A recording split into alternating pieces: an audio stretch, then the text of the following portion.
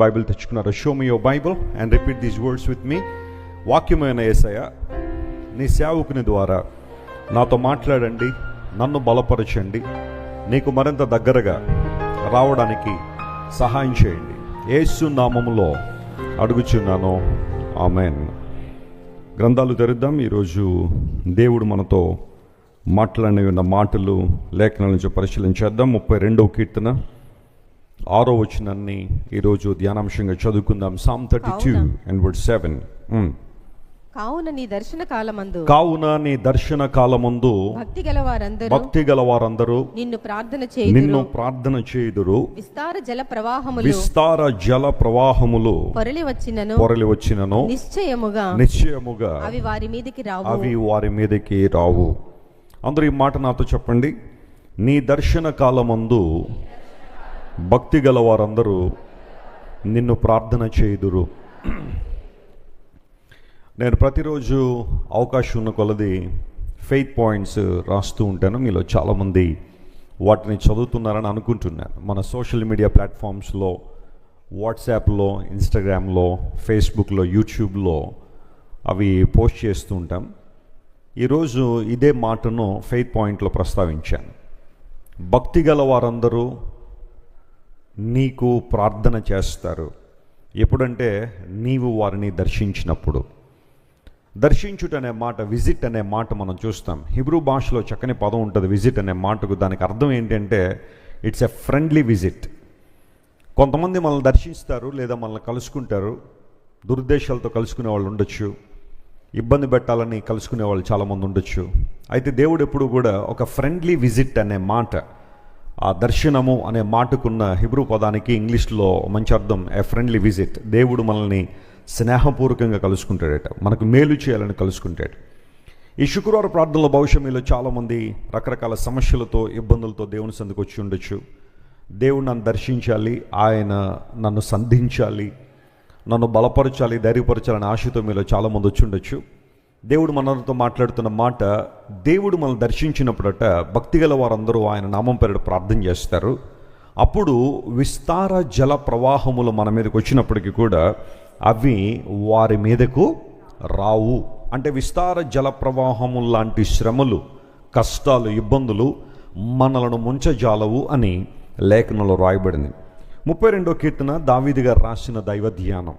బైబిల్లో చాలా మంచి కీర్తనలు మనం చూస్తాము. ఒక్కొక్క కీర్తనలో అమూల్యమైన అనుభవాలు, లైఫ్ ఎక్స్పీరియన్సెస్ అన్నీ కూడా దానిలో మనం చూస్తాం. భక్తులు వారి జీవితాల్లో ఎదుర్కొన్న ప్రతి శ్రమను లేదా ప్రతి పరిస్థితిని కూడా చక్కగా ప్రస్ఫుటిస్తూ కీర్తనలు రాసుకుంటూ వచ్చారు. ఒక్కొక్క కీర్తనకు ఒక్కొక్క నేపథ్యాన్ని మనం చూస్తూ ఉంటాం. బ్లెస్సీ వెస్లీ గారు కూడా ఓ చక్కని కీర్తనను ఈరోజు మనతో మాట్లాడారు, ఎక్స్ప్లెయిన్ చేశారు కదా. అలాగే బైబిల్ గ్రంథంలో రాయబడిన ప్రతి కీర్తనకు ఒక చారిత్రక నేపథ్యం ఉంటుంది. ఈ కీర్తనలో మనం చూస్తే దేవుణ్ణి ఆశించినవారు, దేవుని దగ్గరకు వచ్చినవారు, దేవుణ్ణి అన్నింటిలో ముందు పెట్టినవారు, ఆయనకు ప్రాధాన్యత ఇచ్చినవారు ఎలాంటి దేవుళ్ళు పొందుకుంటారో ఈ చదవబడిన 6వ వచన భాగం నుండి మనకు కనబడుతుంటాయి. ఆ పై వచనాల్లో ఒక మనిషి దేవుణ్ణి విడిచి జీవిస్తే, దేవుణ్ణి ప్రక్కన పెట్టి జీవిస్తే ఎలాంటి ప్రతికూల పరిస్థితులు అతని జీవితంలో ఉంటాయో ఆ పై వచనాల్లో మనం చూస్తూ ఉంటాం. భక్తుడు అంటాడు, ప్రభువా నా సారము వేసవి కాలమున ఎండినట్టు అయిపోయింది అన్నాడు. నాన్నగారు చెబుతుంటారు కొన్ని మంచి అనుభవాలు. 23వ కీర్తనలో నా గిన్నె నిండింది అన్న దైవజనుడు 32వ కీర్తన దగ్గరికి వచ్చేసరికి ఏమంటున్నాడు, నా సారము ఎండిపోయింది అన్నాడు. ఎందుకోసం అంటే ఒక మనిషి యొక్క పాపము, అపరాధము మనిషిని అన్ని విషయాల్లో కృంగదీస్తూ ఉంది. సారము ఎండిపోయిన జీవితం, మోడువారిన జీవితాలకు మనిషిని నెట్టేసింది. అయితే నేను నీ సన్నిధిలో నా పాపమును ఒప్పుకొని సంపూర్ణంగా సమర్పించుకుని వైపు తిరిగినప్పుడు నీవు నన్ను దర్శించడానికి ఇష్టపడుతున్నావు ప్రభువా. నీవెప్పుడైతే నన్ను దర్శించావో నేను ప్రార్థన చేయడం మొదలు పెడుతున్నాను. నీవు నన్ను సంధించినప్పుడు ప్రార్థన అంటే ఏంటో నాకు తెలుస్తూ ఉంది అని ఆ దైవజనుడు తెలియచేశాడు. నిజమే, పాప బంధకాల్లో ఉన్న ఏ వ్యక్తి కూడా ప్రార్థన చేయలేడు, దేవునితో సహవాసం చేయలేడు. ఆదాము హవ్వలు ఏదెను తోట నుండి బయటకు గెంటివేయబడ్డానికి కారణం వారు దేవుని దృష్టిలో చేయకూడని పని చేశారు కాబట్టే ఏదెను తోటలోంచి బయటికి గెంటివేయబడ్డారు. బహుశా మీలో చాలామంది ఆ సంఘటన విన్న తర్వాత అయ్యో వారు చక్కని ఫలములు మిస్ అయిపోయారండి, మంచి వాటర్ మిస్ అయిపోయారండి, మంచి ఎన్వైరన్మెంట్ మిస్ అయిపోయారండి, ఆ లోపల ఉన్న మంచి ఆహ్లాదకరణ వాతావరణం. ఎందుకంటే ఈడెన్ అనే మాటకు ప్లెజెంట్ అని అర్థం, రమ్యమైనది అని అర్థం. సో ఎప్పుడైతే రమ్యమైన ప్రాంతము నుండి వాడు వెళ్ళగొట్టబడ్డారో బయటికి, వారు చాలా అద్భుతమైన విషయాలు మిస్ అయిపోయారు అని అనుకుంటాం. కానీ వాస్తవానికి ఆదాము హవ్వలు మిస్ అయిపోయింది ఏంటో తెలుసా? పండ్లు పలహారాల కన్నా, లేదంటే అక్కడ ప్రవహించే నదుల కన్నా, ఒక చక్కని ఆహ్లాదకరణ వాతావరణం కన్నా వారు ఎక్కువగా మిస్ అయిందంటూ ఏదైనా ఉంది అంటే అదేంటి చెప్పండి? దేవునితో సహవాసం, fellowship with God, relationship with almighty God. ఆ కారణాన్ని బట్టే రకరకాల శ్రమలు, ఇబ్బందులు గుండా వారు ప్రయాణం చేయాల్సిన పరిస్థితి వచ్చింది. అయితే దేవుడు మనల్ని దర్శించినప్పుడు, ఆయన మనల్ని విజిట్ చేసినప్పుడట, భక్తి గల వారందరూ కూడా ప్రార్థన చేస్తారు అనే మాట స్పష్టంగా మనం చూస్తున్నాం. ఈ సంఘటన చదివినప్పుడు ఒక జరిగిన చరిత్ర నాకు జ్ఞాపకం వస్తూ ఉంది. సౌలు అనబడే ఒక యవనస్తుడు తన మతాసక్తిని బట్టి దేవుని బిడ్డలను హింసించాలని ఒక నిర్ణయం తీసుకున్నాడు. అతడు బ్రతకడానికి ఆధారం అంటూ ఏదైనా ఉంది అంటే, ప్రాణాధారంగా భావించుకున్న అంశం అంటూ ఏదైనా ఉంది అంటే అది దేవుని సంఘాన్ని అపరిమితంగా హింసించాలని. ఆ టైంలో మొదటి శతాబ్ద కాలంలో దేవుని సంఘం శరవేగంతో అభివృద్ధి చెందుతుంది. చాలామంది సంఘంలో చేర్చబడుతున్నారు. తమ జీవితాలను ప్రభువుకు అప్పగించి, వాస్తవాన్ని గుర్తించి, యేసు ప్రభు దైవత్వాన్ని వారు అంగీకరించి, యేసు ప్రభు ఈ లోకానికి మనల్ని రక్షించడానికి వచ్చారు, ఆయన మనల్ని ప్రేమించారు, ఆయన ద్వారా మాత్రమే రక్షణ ఉంది, పరలోక భాగ్యం ఉంది అని గుర్తించిన వారందరూ కూడా యేసు ప్రభువును రక్షకునిగా అంగీకరించిన తర్వాత వారు సంఘంలో చేర్చబడుతున్నారు. ఒక విప్లవం, లేదా ఒక మాటలో చెప్పాలంటే ఒక ఉద్యమం ఆ ప్రాంతంలో రగులుతుంది. ఎక్కడైతే ఉద్యమం ఉందో, ఎక్కడైతే దేవుని కోసం బలమైన కార్యాలు జరుగుతున్నాయో అక్కడే అపవాది కూడా తన కార్యాలు చేయడం ప్రారంభిస్తాడు. ఎనిమీస్ అటాక్ అనేది స్టార్ట్ అయింది. అది వివిధ రూపాలుగా అనేక మందిని కబళించడం ప్రారంభించింది. ఒకటి, ఎక్స్టర్నల్ పర్సిక్యూషన్ జరిగింది. బయట నుండి శ్రమలు, సంఘానికి బయట నుండి శ్రమలు వచ్చాయి. ఎంతోమంది క్రైస్తవ విరోధులు, క్రీస్తు వ్యతిరేకులు సంఘాన్ని హింసించడం ప్రారంభించారు. At the same time internal disputes కూడా ప్రారంభించబడ్డాయి. బయట నుండి సంఘం మీద అటాక్ జరగడం వేరైతే, లోపల ఉన్న సంఘములోనే ఇంటర్నల్ డిస్ప్యూట్స్ ప్రారంభించబడ్డాయి. వారిని బాగా చూస్తున్నారు, మమ్మల్ని సరిగ్గా చూడడం లేదు. వారిని ఎక్కువ గౌరవిస్తున్నారు, మమ్మల్ని గౌరవించట్లేదు. వారికి ఎక్కువ ఆహారం పెడతారు, మాకు పెట్టడం లేదు. మా మీద చిన్న చూపు చూస్తున్నారని చెప్పి ఆ గ్రీకు భాష మాట్లాడే యూదులు కంప్లైంట్ చేయడం ప్రారంభించారు. డివిజన్స్ అనేవి తీసుకురావాలని అపవాది ప్రయత్నం చేశాడు. జాగ్రత్తగా గమనించండి, సంఘాన్ని బయట నుండి అపవాది డ్యామేజ్ చేయలేని పరిస్థితుల్లో సంఘము లోపలే ఏం పెడతా ఉంటాడు? చిచ్చులు పెడతా ఉంటాడు. సంఘ బిడ్డల మధ్య అసమాధానం తీసుకొస్తూ ఉంటాడు. ఆ సహోదరు నాకన్నా తక్కువ, ఈ సహోదరుడు నాకన్నా తక్కువ, వారికంటే నేను ఎందులో తీసిపోలేదు, భక్తి జీవితం నాకు చాలా గొప్పది, నేను రక్షణ పొంది 40 సంవత్సరాలు అయింది, వాళ్ళు ఈ మధ్యనే వచ్చారు అని చెప్పి రకరకాలైన ఇండిఫరెన్సెస్ అనేవి అపవాది తీసుకురావడం ద్వారా సంఘాన్ని గలిబిలిపరచాలని ప్రయత్నం చేస్తాడు. ఇది ఆది నుండి అపవాది చేసిన పనే. అయితే అపోస్తులైన వారు, దేవుని ప్రజలైన వారు ఆ సిచ్యువేషన్ కూడా చాలా చక్కగా హ్యాండిల్ చేయగలిగారు. జ్ఞానముతోనో పరిశుద్ధాత్మతోనో నిండుకొనిన కొంతమంది దైవజనులను పెద్దలుగా నియమించి ఆ సమస్యను పరిష్కరించారు. ఇప్పుడు చూడండి, ఆ సమస్యలని పరిష్కరించుకుని ముందుకు వెళ్తున్న సంఘానికి సౌలు అనబడే యవనస్తున్న రూపంలో భయంకరమైన శ్రమ రావడం ప్రారంభించింది.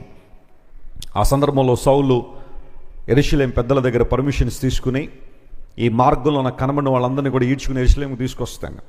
యేసుక్రీస్తు ప్రభు అనే పేరు మొదటి శతాబ్దంలోనే వినబడకూడదు. క్రీస్తు సంఘము, యేసుక్రీస్తు సంఘము ఉండకూడదని ఒక మాటలో చెప్పాలంటే అదే తనకు ప్రాణాధారంగా భావించి సౌలు ఆ దమస్క్ అనే ప్రాంతానికి వెళ్తున్నాడు. అక్కడ సంఘం ఉంది అని, దేవుని ప్రజలు ప్రార్థన చేసే వాళ్ళు ఉన్నారని తెలుసుకుని అక్కడ కూడా వెళ్ళి వారిని కూడా ఇబ్బంది పెట్టాలని ప్రయత్నం చేసిన సమయంలో ఆ మార్గ మధ్యంలోనే, అంటే దమస్కు పొలిమేరలో నా ప్రభువు సౌలును దర్శించాడు. స్తోత్రం చెప్పండి, హల్లెలూయా.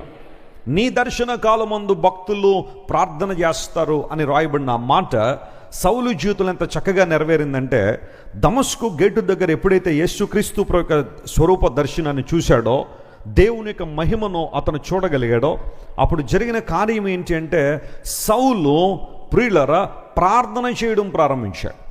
దేవుని సన్నిధిలో ప్రార్థన చేస్తున్నాడు. అందును బట్టే దేవుడు అననీయకు ప్రత్యక్షమై అన్నాడు, ఇదిగో అతడు ఏం చేస్తున్నాడు, ప్రార్థన చేస్తున్నాడు.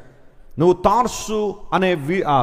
తార్సులో పుట్టిన సౌలు అనబడే వ్యక్తి దమస్కులో తిన్ననదనబడే వీధిలో ఉన్నాడు, అతడు ప్రార్థన చేయుచున్నాడు అనే మాట దేవుడు చెప్పడం ఉద్దేశం అదే. సౌలుకు ప్రార్థన అంటే ఏంటో ఎప్పుడు అర్థమైంది అంటే యేసు ప్రభు యొక్క స్వరూప దర్శనం లభించినప్పుడు. Praise the lord. చాలామంది మన జీవితాల్లో ప్రార్థన అంటే మనకున్న కోరికలన్నీ చెప్పేసుకోవడం అనుకుంటాం. నేను కూడా అలాగే అనుకునేవాడిని. నేను రక్షణ పొందక మునుపు వరకు కూడా ప్రార్థన అంటే మనకు కావాల్సిన ఏవో దేవునితో అడిగేయడం, దట్స్ ఓకే, అడగండి మీకు ఏబడుతుంది అన్నాడు కదా. అయితే ప్రార్థన అంటే కేవలం అడిగేయడం మాత్రమే అనుకుంటే నువ్వు ప్రార్థనలో ఎదుగుతున్నట్టు కాదు. నా 15వ ఏట నేను రక్షణ పొందిన తర్వాత ప్రార్థన అంటే ఏంటో నాకు అర్థమైంది. గంటల తరబడి దేవుని సన్నిధిలో ప్రార్థన చేసేవాడిని, అది కూడా మోకాళ్ళ మీద ప్రార్థన చేసేవాడిని. మా గృహం మరియు మందిరం 2 ప్రక్కపక్కనే ఉండేవి. మేము ఉండడానికి ఒక 2 గదులు మా హౌస్ ఉండేది. ఆ తర్వాత మాకు ఎంతైతే స్థలం ఉందో అంత పొడవు వెడల్పులో దేవుని మందిరాన్ని కట్టేశాం. ఒక 200 మంది 250 మంది పట్టే ఆ స్థలం అది, ఆ ప్రార్థన మందిరం. ప్రతిరోజు ఉదయాన్నే లేచిన తర్వాత నేను స్కూల్కి వెళ్ళక మునుపు లేదా కాలేజ్కి వెళ్ళక మునుపు ఆ మందిరంలోనికి వెళ్ళి అక్కడ బలిపీఠం దగ్గర చిన్న స్టేజ్ ఉండేది, అక్కడ మోకాళ్ళను ప్రార్థన చేసేవాడిని. సంఘం కోసం, కుటుంబం కోసం, ఆధ్యాత్మిక అభివృద్ధి కోసం దేవుని సన్నిధిలో ప్రార్థన చేసిన. మళ్ళీ స్కూల్కి వెళ్ళి వచ్చిన తర్వాత లేదా కాలేజ్కి వెళ్ళి వచ్చిన తర్వాత మరలా సాయంకాలం నేను చదువుకోవడానికి ముందు మరలా దేవుని సన్నిధిలో ప్రార్థన చేసేవాడిని. అక్కడే దేవుని వాక్యం చదువుకునేవాడిని. ఏదైనా చర్చ్లో ఇన్స్ట్రుమెంట్స్ ఉంటే అక్కడే నేర్చుకున్నాను. దేవుని సేవలో ఉపయోగపడాలి, దేవుని సేవలో సహకరించాలని ఆశతో వాయిద్యాలు వాయించడం అక్కడే దేవుని మందిరంలోనే. ఎందుకు ఈ మాట చెబుతున్నానంటే అంతకు మునుపు నా ప్రార్థనా జీవితం వేరు. అంతకుముందు కూడా ప్రార్థన చేశాను. మా తల్లిదండ్రులు ఇద్దరు దేవుని సేవకులు కాబట్టి ప్రార్థన ఇంటిలోనే పెరుగుతున్నాను కాబట్టి మా మమ్మీ డాడీని చూసి ప్రార్థన చేయడం నేర్చుకున్నాను. కానీ ఆ ప్రార్థనలో ఉన్న మాధుర్యం, ఆ స్వీట్నెస్ రక్షణ పొందిన తర్వాత నా జీవితాన్ని ప్రభువుకి సంపూర్ణంగా సమర్పించిన తర్వాత ఆ ప్రార్థనలో ఉన్న మాధుర్యాన్ని అర్థం చేసుకోవడం ప్రారంభించాను. సౌలు యూదా మత ప్రవిష్టుడిగా పాత నిబంధన లేఖనాల ప్రకారం ప్రార్థన చేశాడేమో అంతకుముందు వరకు కూడా. పాత నిబంధనలో కొన్ని ప్రార్థనా విధానాలు ఉన్నాయి. అండ్ సౌలు పాత నిబంధనంతా కూడా గమలియేలు పాదాల దగ్గర చక్కగా నేర్చుకున్నాడు. He knows something about Abraham's prayer, he knows something about David's prayer, he knows something about Daniel's prayer, he knows something about Jabez's prayer in the Old testament.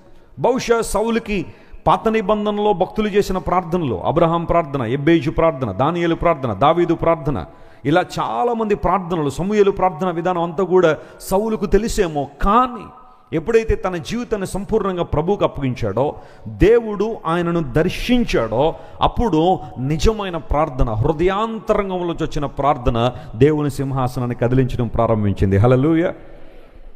పౌలు మహాశయుని జీవితాన్ని పరిశీలన చేస్తే he was a wonderful man of God. He was the greatest evangelist. అద్భుతమైన సువార్థికుడు. ఆయన ఎవరెవరి ముందు సువార్త ప్రకటించాడో అపోస్తల కార్యాలు చదివితే మనకు చాలా క్లియర్గా అర్థమవుతూ ఉంటుంది. రాజుల ముందు కూడా నిలబడి దైవజనుడు సువార్త ప్రకటిస్తే రాజులు సైతం గడగడలాడిపోయారు. అగ్రప్పరాజు అన్నాడు, ఎంత సులభంగా నన్ను క్రైస్తవునిగా చేయి చూచున్నావని. అంటే పౌలు యొక్క మాటలు, అతని ప్రసంగం పరిశుద్ధాత్మ ప్రేరేపణతో అతను పలికిన ప్రతి మాట రాజులను సైతం కదిలించేశాయి. అప్పుడు పౌలు అన్నాడు, అయ్యా మీరు మాత్రమే కాదు, ఇక్కడ ఉన్న ప్రతి ఒక్కరు కూడా సత్యాన్ని తెలుసుకోవాల్సిందే, నా చేతులకున్న సంకెళ్ళు తప్ప అనే మాట ఆనాడు పౌలు భక్తుడు వాడాడు. He was the greatest evangelist, a wonderful traveller. అనేక ప్రాంతాలు సంచరించాడు, అనేక ప్రాంతాలు తిరిగాడు సువార్త కోసం. సౌలు ఒక ప్రాంతం లేదా పౌలు గారు ఒక ప్రాంతంలో ఉండిపోయి ఆయన ఏదో తన పరిచయం చేసిన వాడు కాదు. అనేక ప్రాంతాలు సందర్శించి దేవుని సువార్తను ప్రకటించాడు, సంఘాలు కట్టాడు, ఉత్తరాలు రాశాడు, అనేక మందిని వ్యక్తిగతంగా బలపరిచాడు, సంఘాల్లో డిస్ప్యూట్స్ ఉంటే వాటిని పరిష్కరించాడు, వ్యక్తుల మధ్య విభేదాలను పరిష్కరించాడు.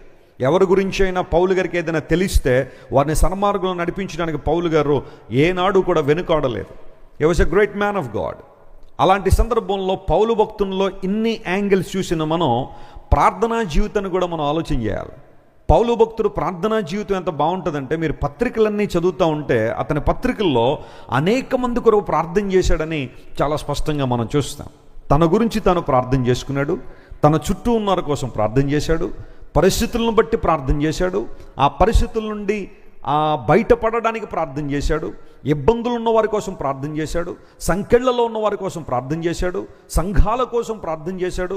సో పౌలు యొక్క ఉద్దేశం ప్రార్థనలో ఎదగాల, దేవుని సహవాసంలో ఎదగాలనే ఆలోచనతోనే ప్రార్థన ప్రార్థన ప్రార్థన అనుభవాలను పౌలు నేర్చుకున్నాడు. ఆఖరికి ఫిలిప్పీ చెరసాలలో ఒక రోజున భయంకరంగా కొట్టి గాయాలు చేసి బొండలు వేసి బిగించి ఆ ఫిలిప్పీ చెరసాలలో ఒక డంజన్లో ఒక చీకటిలో పౌలు మరియు సైలస్ని బంధిస్తే అక్కడ కూడా వారు ఏం చేశారన్నది బైబిల్లో, వారు ప్రార్థన చేయించు ఏం పాడారట, కీర్తనలు పాడారని, పాటలు పాడారని దేవుని వాక్యంలో మనం చూస్తాం. ప్రార్థన చేయడం ఎప్పుడు మర్చిపోలేదు. కొన్ని సందర్భాల్లో మనకి అన్ని పరిస్థితులు బాగున్నప్పుడు ప్రార్థన చేయడానికి ఓకే అనుకుంటాం, కానీ ఏదైనా ప్రతికూలత రాగానే మనసు బాగాలేదండి, నేను ఇంకా ప్రార్థన చేయలేనండి, కొంచెం నన్ను అలా మౌనంగా వదిలేండి, కొంతకాలం 3 నెలలు వదిలేండి, నన్ను 1 నెల వదిలేసేయండి, నన్ను కలపకుండా ఎవరు అన్నట్టుగా మనం ఉండాలని ఆశపడుతుంటాం. కానీ అలాంటి సమయంలో నువ్వు ప్రార్థన చేయగలిగితే, అలాంటి సమయంలో దేవుని సన్నిధిలో మోకాళ్ళు ఉండగలిగితే, అలాంటి సమయంలో దేవుని సన్నిధిలో ప్రార్థన అనే అనుభవంలో ఎదగలిగితే దేవుని కార్యాలు స్పష్టంగా మనం చూస్తాం కదా. నీ దర్శన కాలమందు నువ్వు దర్శించినప్పుడు నీ భక్తులు నీ సన్నిధిలో ప్రార్థన చేస్తారయ్యా. అలా ప్రార్థన చేసినప్పుడు విస్తార జల ప్రవాహంలో పొరలి వచ్చిన అవి నిశ్చయముగా వారి మీదకి రావు అనే మాట స్పష్టంగా లేఖనాల్లో మనం చూస్తున్నాం. 17వ కీర్తనలో కూడా మాట ఉంటుంది చూడండి, Psalm 17, దానిలో రాయబడిన ఒక మాటను మనం జ్ఞాపకం చేసుకుందాం.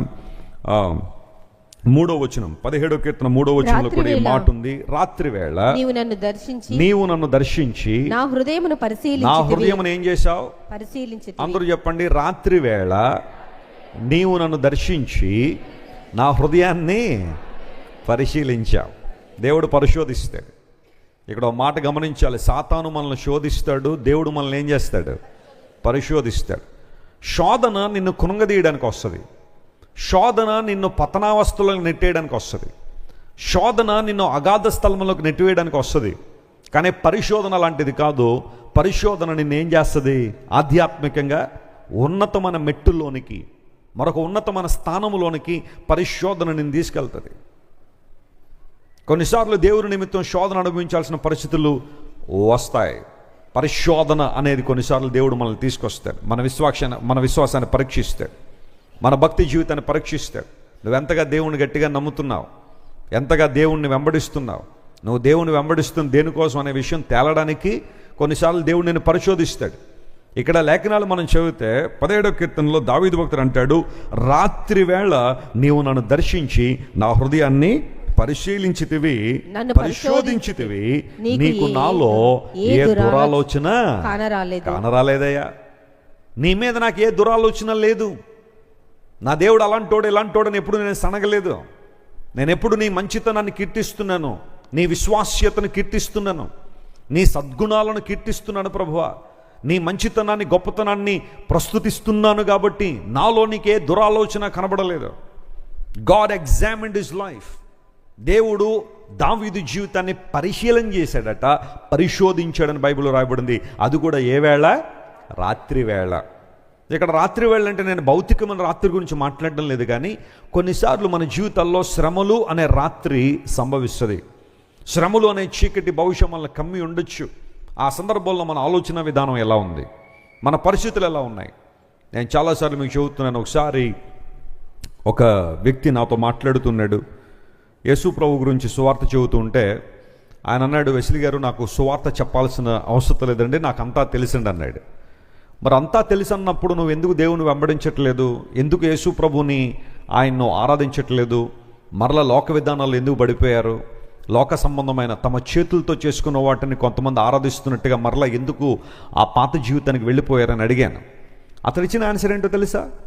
వెస్లీ గారు మాకు బిడ్డలు లేరండి, పిల్లలు లేని కారణంగా ఎవరో అన్నారు ఒక చోటకి 7 వారాలు కనుక వెళ్తే మీకు పిల్లలు పుడతారన్నారండి. అందును బట్టి ఇంకన్నీ వదిలేసి ఆ 7 వారాలు అక్కడికి వెళ్ళామండి, కానీ మాకు పిల్లలు కలగలేదండి. అప్పుడు వారిని అడిగితే వాళ్ళు అన్నారు, ఇంకొక 7 వారాలు పెంచిన ఆయన 14 వారాలు రా అన్నారండి. మరలా ఓపిక తెచ్చుకుని అనారోగ్యం ఉన్న ఇబ్బందికర పరిస్థితులు ఉన్న ఆ 14 వారాలు పట్టు విడవకుండా అక్కడికి వెళ్ళామండి, అయినా పని జరగలేదండి.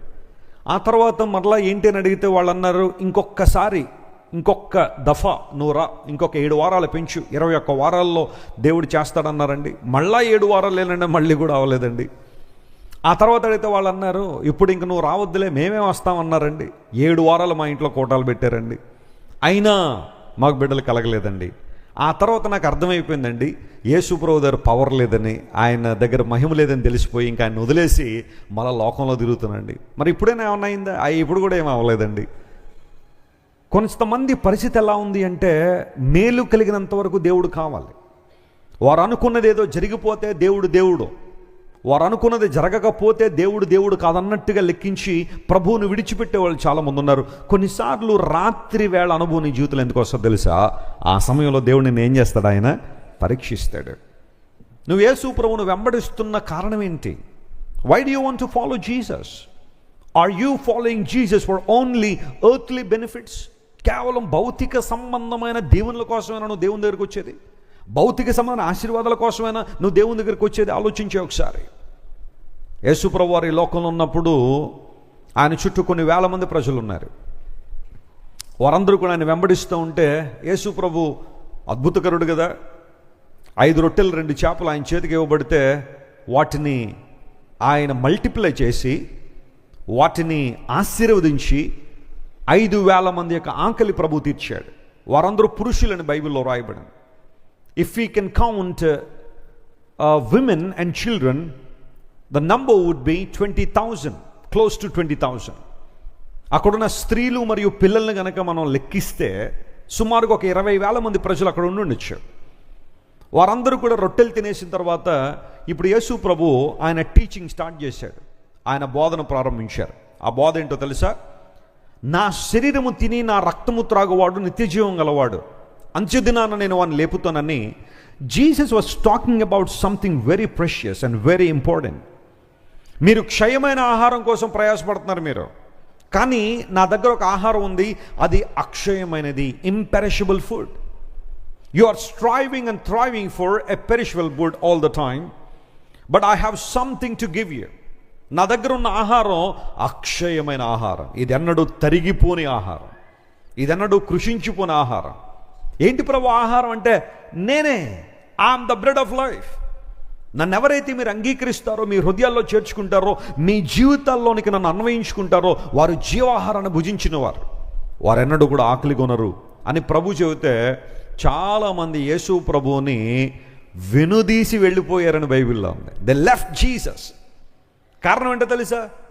అరే యేసు ప్రభు ఏదో చెప్తున్నాడు కానీ మనకేం అర్థం అవట్లేదురా, రొట్టెలు పెట్టినంతకాలం కావాలి కానీ ఆయన ఏదో జీవాహారం అంటున్నాడు, లివింగ్ బ్రెడ్ అంటున్నాడు, బ్రెడ్ ఆఫ్ లైఫ్ అంటున్నాడు, ఆయన భుజించాలంట. ఏంటి ఇవన్నీ మనకు అర్థం కావట్లేదు, ఈ బోధలని మనకి ఎందుకురా, పదండి అని చెప్పి చాలామంది యేసు ప్రభువును వదిలేసి వెళ్ళిపోయారు. మీరు ఇంటికి వెళ్ళిన తర్వాత if you read John the gospel chapter 6, ఆ 6వ అధ్యాయ ప్రారంభంలో జనసమూహములు యేసు ప్రభువును వెంబడించారు. కానీ అలా రాను రాను యేసు ప్రభు తన బోధను కొంచెం టైట్ చేసేసరికి అక్కడ జనాంగం అంతా ఏమైపోయారు చెప్పండి? తగ్గిపోయారు. జనం అంతా తగ్గిపోయారు, జన సమూహాలు తగ్గిపోయినాయి. చివరిలోకి వచ్చేసరికి శిష్యులు మాత్రం మిగిలేరు ఆయన దగ్గర. Only disciples were with Jesus. ప్రభువారు వారిని చూసి అన్నారు, మీరు కూడా ఎందుకున్నారు? ప్రజలు వెళ్ళిపోయినట్టుగా మీరు ఎందుకు వెళ్ళిపోలేదు? Why don't you leave me అని అడిగితే పేతురు చెప్పిన మాట ఏంటో తెలుసా? ప్రభువా, మేము నిన్ను వెంబడించడానికి కారణం నువ్వు రొట్టెలు పెడుతున్నావనో లేదా అద్భుతాలు చేస్తున్నావనో కాదు, కానీ నీ దగ్గర మాత్రమే జీవం గల మాటలు ఉన్నాయి. స్తోత్రం చెప్దాం, హల్లెలూయా.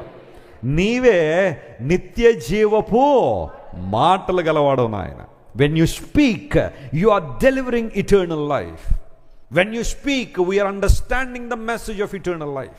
నిత్య జీవాన్ని గురించి, నిత్య రాజ్యాన్ని గురించిన అవగాహన నీ మాటల్లో మాకు కనబడుతుంది. నిన్ను మేము వెంబడిస్తుంది రొట్టెల కోసమో, స్వస్థతల కోసమో, మరొకటి కోసమో కాదు, కానీ అన్నిటికన్నా ప్రాధాన్యంగా నీవు నిత్య జీవపు మాటలు గలవాడవు గనుక నిన్ను వెంబడిస్తున్నాను. స్తోత్రం చెప్దాం, హల్లెలూయా. ఈరోజు ఇక్కడ కూర్చున్న ప్రతి ఒక్కరి ఉద్దేశం అది అయి ఉండాలి. ఆన్లైన్లో కొన్ని వేల మంది బహుశా ప్రతి శుక్రవారం దేవుని వాక్యాన్ని వింటున్నారేమో. This should be your attitude. దేవుని పక్షంగా మీకు ఉండాల్సిన వైఖరి ఏంటంటే, యేసు ప్రభువుని మేము ఎందుకు వెంబడిస్తున్నామంటే ఆయన దగ్గర మాత్రమే ఏ మాటలు ఉన్నాయి? నిత్య జీవ మాటలు ఉన్నాయి. నీవు దర్శించినప్పుడు నీ భక్తులు ప్రార్థన చేస్తారయ్యా, రాత్రి వేళ నీవు మమ్మల్ని దర్శించి మమ్మల్ని పరిశోధన చేస్తున్నావు, మాలో నీకేం దురాలోచన కనరావడం లేదు. What a precious life. అది ఎంత అద్భుతమైన జీవితం.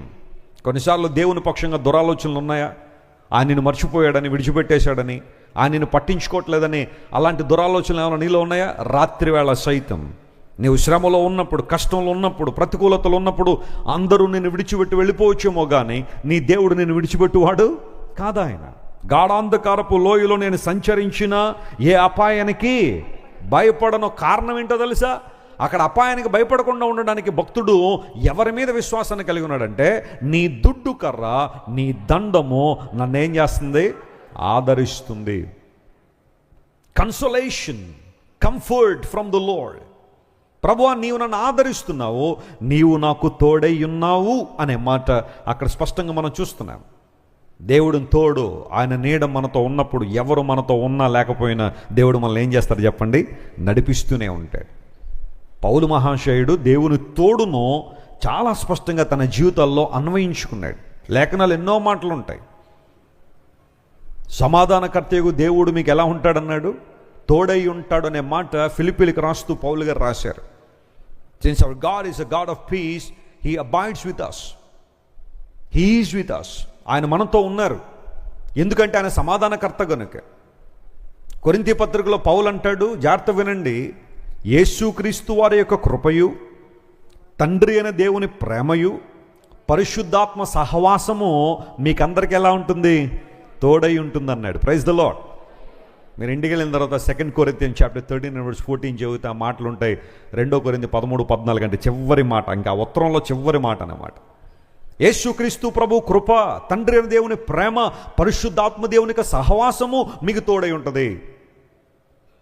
మనం ఆరాధించే దేవుడు ఒక్కడే, అయితే ఆయన తండ్రి, కుమార, పరిశుద్ధాత్మగా తన ప్రత్యక్షతలు మనకు అనుగ్రహించారు. God is one but exist in 3 persons. తండ్రి అయిన దేవుని ప్రేమ, యేసుక్రీస్తు ప్రభు కృప, పరిశుద్ధాత్మ సహవాసము. ఈరోజు మనం ఏ యుగంలో ఉన్నామంటే పరిశుద్ధాత్మని యుగంలో ఉన్నాం. Praise the lord. అంటే అంతకుముందు ఆయన లేరని కాదు అక్కడ అర్థం. ఆయన నిరంతరాయంగా ఉన్నారు. అయితే ఆయన పని ఏంటి అంటే మనందరినీ కూడా ప్రభు అని యేసుక్రీస్తు ప్రభు యొక్క రెండో రాకడ కోసం ఏం చేస్తున్నారు? ఆయన సిద్ధపరుస్తున్నారు. He is ministering to us. He is consoling us. He is guiding us in a right path.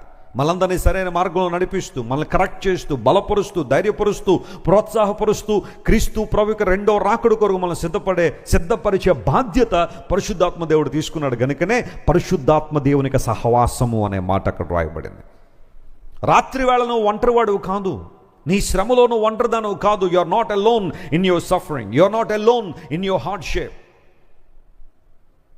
You are not alone when the world persecute you. నిన్ను ప్రపంచం శ్రమకు గురి చేస్తున్నప్పుడు, హింసకు గురి చేస్తున్నప్పుడు నువ్వు ఎప్పుడు ఒంటరివాడు కాదు.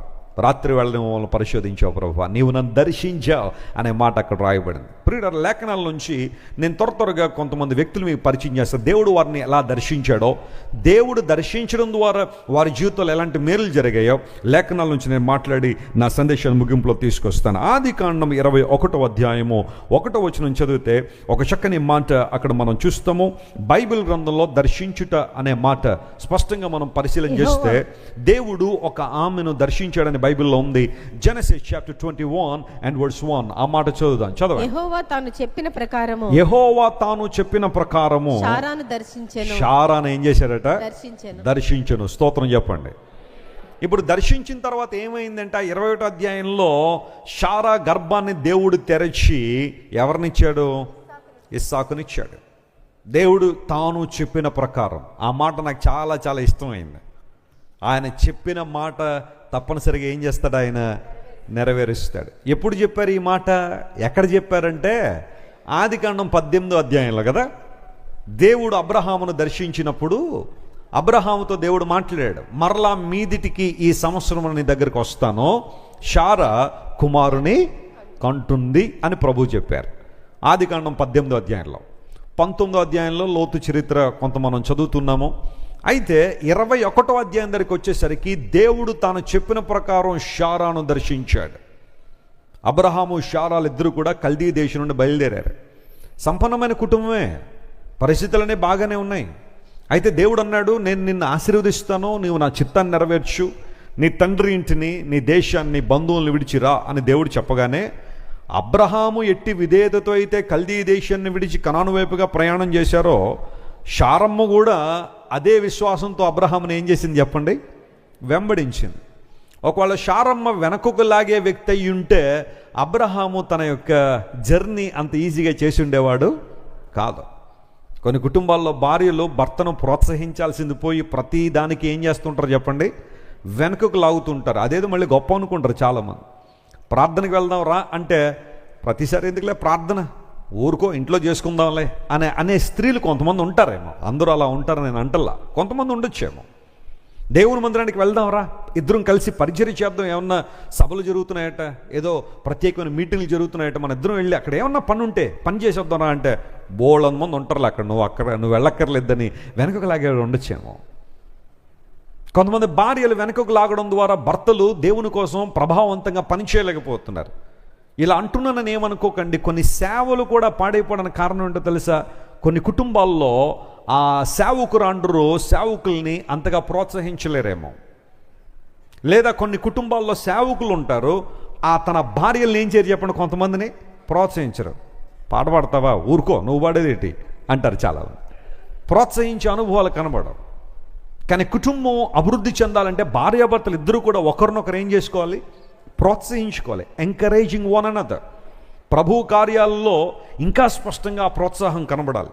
నీ భార్య ప్రార్థన చేస్తానంటే చేయనివ్వాలి. నీ భార్య పరిచర్య చేస్తానంటే ఓకే గో అని పంపించగలిగే ఆ ఉదారత పురుషుల్లో కనబడాలి.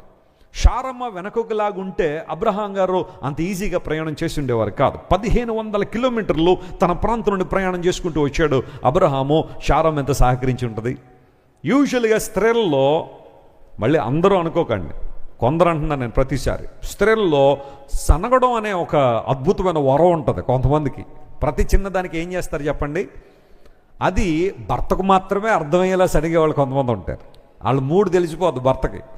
ఈమె మూడు బాగాలేదన్నప్పుడు తెలిసిపోతారు, సనుగుతూ ఉంటారు, ప్రతి చిన్నదానికి సనుగుతూ ఉంటారు.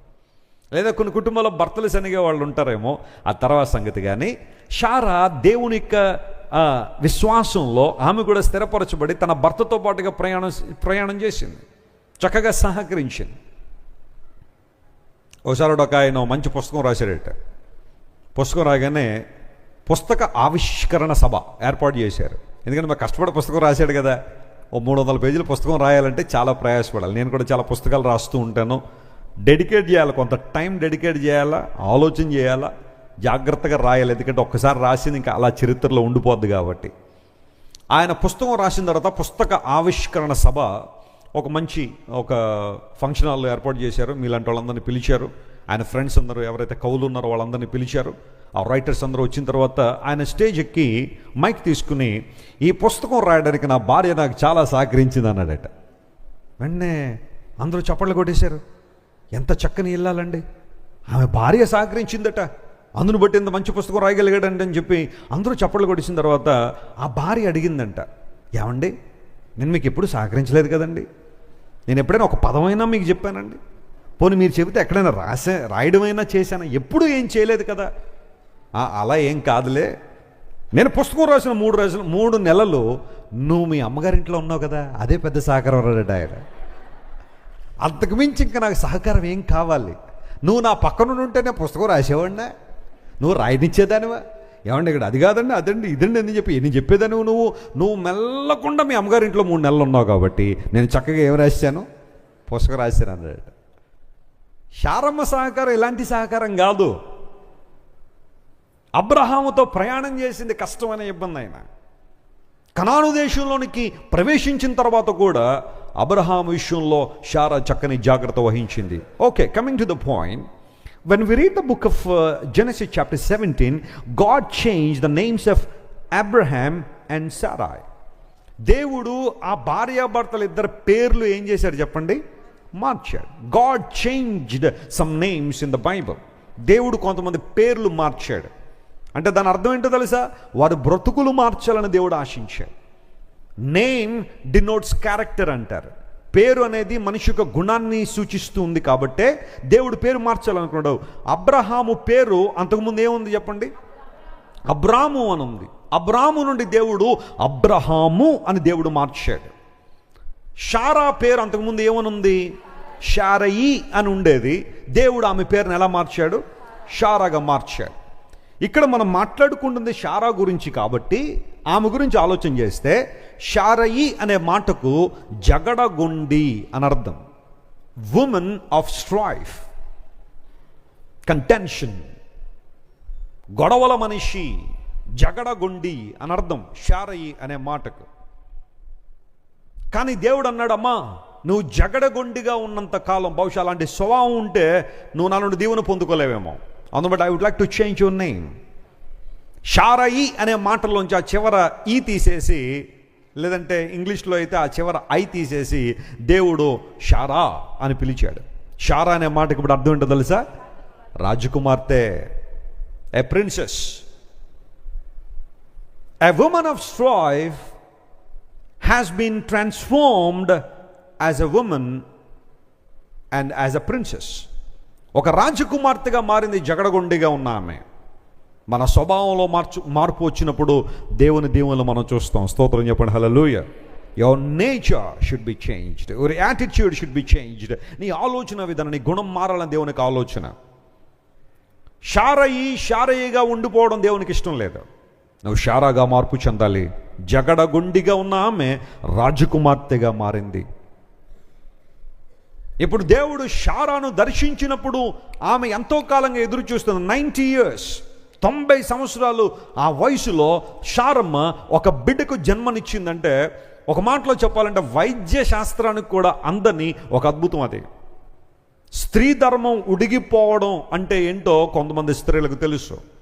ఆ తర్వాత పిల్లలు పుట్టే అవకాశం లేదు, ఛాన్సే లేదు అసలు. But still God remembered Sarah. దేవుడు షారాయిను జ్ఞాపకం చేసుకున్నప్పుడు ఒక అద్భుతాన్ని వారి జీవితంలో వారు చూడగలిగారు. Abraham became father at the age of 100 and Sarah became mother at her age of 90. 90 మరియు 100 సంవత్సరాల ఆ వయసు వచ్చిన ఆ భార్యాభర్తలిద్దరు కూడా ఇస్సాకును ఎత్తుకుని తిరుగుతూ ఉంటే, నేను అప్పుడప్పుడు చెప్తుంటాను, అందరూ చూసిన వాళ్ళందరూ మీ ముని మనవడా అండి అని అడుగుంటారు. పోనీ అట్లీస్ట్ మీ గ్రాండ్ సన్ అని కూడా అడుగుండొచ్చు. వాళ్ళు చెప్పిన మాట ఏంటో తెలుసా? No, he's our son. దేవుడు మాకు ఇచ్చిన కుమారుడు. జరగదు అన్న సమయంలో దేవుడు చేసిన అద్భుతం ఇదే. ఎస్ మై ఫ్రెండ్స్, దేవుడు షారాను దర్శించి ఆమె యొక్క దుఃఖాన్ని తొలగించి, ఆమె మీద ఉన్న పరిస్థితులను లేదా ఆమె మీద ఉన్న నిందను దేవుడు తొలగించి ఆమెను జ్ఞాపకం చేసుకున్న రీతిగానే దేవుడు మనల్ని కూడా దర్శించడానికి ఆయన ఇష్టపడుతున్నాడు. స్తోత్రం చెప్పండి, హల్లెలూయా. ఎంతో కాలంగానే ఒక విషయం కోసం ప్రార్థన చేస్తున్నామేమో, కొన్ని నెలల తరబడి, బహుశా సంవత్సరాల తరబడి ఒక విషయం కోసం నువ్వు ప్రార్థన చేస్తున్నావేమో. దేవుడిని ప్రార్థన ఆలకించే సమయం వచ్చింది. ఆయనని దర్శిస్తూ ఉండగా నువ్వు చూడాలనుకున్న ఆ ప్రార్థనను నువ్వు జవాబుగా చూడబోతున్నావు. నమ్మిన వారు గట్టిగా చప్పట్లు కొట్టి దేవుని మహిమపరచండి, hallelujah. You will see the blessing.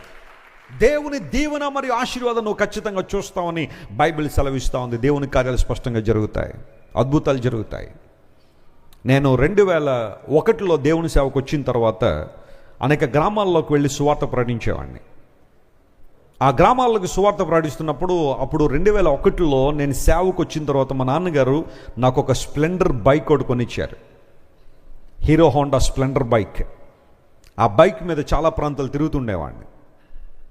ఇక్కడ నుంచి బయలుదేరితే అనకాపల్లి, తుని, ఆ తర్వాత ఇటేమో మారేడుమిల్లి, ఇటు అమలాపురం, ఈ ప్రాంతాలని, ఇటు దాదాపు విజయవాడ దగ్గర వరకు, గన్నవరం, అంతకుముందున్న కొన్ని విలేజెస్ అన్నీ కూడా బైక్ మీద వెళ్ళిపోయామండి. ఆ ప్రాంతాలు కొన్ని కార్లో వెళ్ళి రావడమే కొంచెం కష్టం. అప్పుడు రోడ్లు అంత బాగుండేవి కాదు, సింగిల్ రోడ్లు అవన్నీ. ఆ తర్వాత హైవేస్ డెవలప్ చేశారు. కానీ అప్పుడు రాజమండ్రి విజయవాడ సింగిల్ రోడ్డు, నల్లజర్ల మీదుగా వెళ్ళాలి. ఇలా చాలా భయంకర ట్రాఫిక్ ఉండేది. ఆ ట్రాఫిక్లోనే తిరిగేవాళ్ళం దేవుని కోసం. ఇంటికి వచ్చిన తర్వాత నడుము పట్టేసేది, నడుము నొప్పి భయంకరంగా ఉండేది. మరలా పడుకొని మరలా ఆ మరుసటి రోజు మీటింగ్స్ కోసం వెళ్ళడం. అయితే ఎక్కడో ఒక చోట అనిపించేది, ఒక కారు కనుక ఉంటే నాతో పాటు ఇంకా కొంతమందిని కూడా పరిచర్యలో తీసుకెళ్ళచ్చు కదా. అనేక మంది వెళ్ళి పరిచర్య చేయొచ్చు. ఇప్పుడు 4-5 బైకులు వెళ్తున్నామో, మరి అందరం ఒకేసారి కనుక వెళ్ళగలిగితే చాలా ఫాస్ట్గా కూడా వెళ్ళొచ్చు, సేఫ్టీ ఉంటుంది. ఇంకా ఎక్కువ గ్రామాలు కూడా తిరగచ్చని ఆలోచనలో ఒక కారు కొనాలనైతే లేదా ఉండాలనైతే ఆశ అయితే ఉంది, కానీ దాన్ని సాహసం అయితే చేయలేకపోయాను. ఎందుకంటే అప్పుడున్న మా ఫైనాన్షియల్ స్టేటస్ అంత గొప్పదైతే కాదు, కారు కొనేంత పరిస్థితి అయితే అప్పుడు లేదు. ఆ బైక్ కొనడానికే చాలా ఇబ్బందులు పడ్డాను. అప్పుడు ఎంతండి, స్ప్లెండర్ బైక్ 18,500 నేను కొన్నప్పుడు 2001లో. మరి ఇప్పుడు ఎంత ఉందో తెలియదు, మరి 1,50,000 ఎంత ఉందేమో అదే బైక్, లేదా 2 లక్షలు కూడా కొన్ని బైకులు అమ్మేస్తారని విన్నాను. 18,500 పెట్టి బైక్ కొనడం అంటే అది చాలా గొప్ప విషయం. అలాంటి పరిస్థితుల్లో కారు కావాలని అయితే అంత ఊహలకు మించిన కార్యం. But still I believe in God's time God will do it.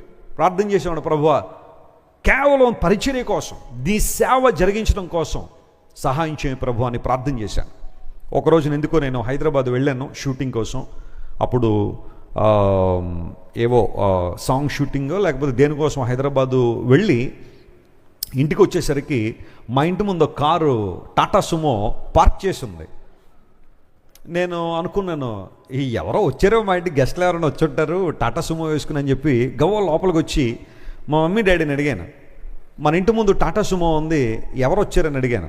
ఎవరు రాలేదు, మనమే కొన్నామన్నారు. దేవుని నా మన స్తోత్రం కలుగునుగాక. మనమే తీసుకున్నామన్నారు. మరి ఇంత కారు కొన్నప్పుడు నాకు ఒక మాట కూడా మీరు చెప్పలేదంటే చెప్దామని ఆగుతున్నాను. అందుకని నువ్వు వచ్చావు కదా చెప్దామని. 90,000 రూపాయలకి టాటా సుమో, మరి అది ఎన్ని చేతులు మారిందో మాకు తెలియదు, కానీ మాకు తెలిసి 3 చేతులు మారి వచ్చింది మా దగ్గరికి. 90,000కి ఆ టాటా సుమో మా నాన్నగారు వెంటనే ఆ ముందు రోజే అన్నారట, పాస్టర్ గారు మీరు సేవలో తిరుగుతున్నారు కదా, ఈ కారు మేము అమ్మేద్దాం అనుకున్నా, కావాలంటే తీసుకోండి టాటా సుమో అంటే, సరే అని చెప్పి మా నాన్నగారు కొంత ధనం వాళ్ళకి ఇచ్చి మిగతా తర్వాత ఇస్తామని చెప్పి తీసుకొచ్చి ఇంటి దగ్గర పెట్టారు. విచిత్రం ఏంటి అంటే, మేము కారు లేదా టాటా సుమో మా ఇంటికి వచ్చేసరికి డ్రైవర్ ఎవరో కూడా తెలియదు, దానికి డ్రైవర్ లేరు. ఇప్పుడు ఎవరు డ్రైవ్ చేయాలి? మా నాన్నగారు అట వాళ్ళనే, బాబు కొంచెం తీసుకొచ్చి మా ఇంటి ముందు పెట్టారని అన్నారట. దాన్ని వాళ్ళే అమ్మినోళ్ళే తీసుకొచ్చి ఇంటి ముందు పెట్టేళ్ళు. ఇప్పుడు దాన్ని ఎవరు డ్రైవ్ చేస్తారు? అందరూ వెళ్ళాలంటే ఏం చేయాలా? మీరు నమ్మండి దేవుని ప్రజలారా, నేను ఇంట్లోకి వెళ్ళిన తర్వాత కొంచెం ఫ్రెష్ అయిపోయి టిఫిన్ చేసేసి మా నాన్నగారి దగ్గర కీస్ తీసుకుని కారు ఎక్కేసాను. మనకేం తెలియదు కారు గురించి. అంటే ఇది యాక్సిలరేటర్ అని, ఇది బ్రేక్ అని, ఇది క్లచ్ అని, ఇది గేర్ అని, ఇది స్టీరింగ్ వీల్ అని, ఇవి తెలుసు, కానీ ఎలా డ్రైవ్ చేయాలో తెలియదు. ఎప్పుడు కార్ డ్రైవ్ చేయలేదు. నేను ఎక్కాను టాటా సుమో, బ్యాక్ గేర్ వేసి వెనకకి లాగాను. ఆ తర్వాత వేసుకుని వెళ్ళిపోవడమే. అటు ఇటు వెళ్ళాను. ఒక చోట ఏదో చిన్నగా ఇబ్బంది పెట్టేశాను అనుకోండి, అవన్నీ మళ్ళీ చెప్పకూడదు. ఒక చిన్న గోడను గుద్దేశాను, మళ్ళీ వెనక్కి తీసేసాను. దానికి ఏం అవ్వలేదు, కారుకి ఏం అవ్వలేదు. కానీ ఆ తర్వాత హైవే ఎక్కేసి రోడ్డు ఎక్కేసి అటు ఇటు తిరిగేశాను. ఆ తర్వాత వచ్చి మా మమ్మీ డాడీ కారు ఎక్కడిని బయటికి తీసుకెళ్తాను అన్నాను. వాళ్ళ 2 నిమిషాలు గట్టిగా ప్రార్థన చేసుకున్నారేవో. ఇంట్లోకి వెళ్ళి, ప్రభువా మా కుమారుడికి మా జీవితాలు సమర్పించుకున్నాం, ఈరోజు కారులో తీసుకెళ్తున్నాడు, మా వాడు ఎప్పుడు డ్రైవ్ చేయలేదు, ఇప్పుడు మళ్ళీ హైవే అంటున్నాడు, ఏంటి పరిస్థితి అని. మీరు ఎక్కండి అన్న. వాళ్ళిద్దరూ ఎక్కారు, చక్కగా తీసుకెళ్ళి హైవేలో తిప్పేసి మళ్ళీ ఇంటికి తీసుకొచ్చాను. వితిన్ 2 డేస్లో, మా కారు వచ్చిన 2 డేస్లో విజయవాడలో మీటింగ్ ఉంటే ఐ వాజ్ ఎ డ్రైవర్. నేనే డ్రైవ్ చేసుకుంటే విజయవాడ వరకు వెళ్ళి రాగలిగాను. ఎందుకు మాట చెబుతున్నాను తెలుసా?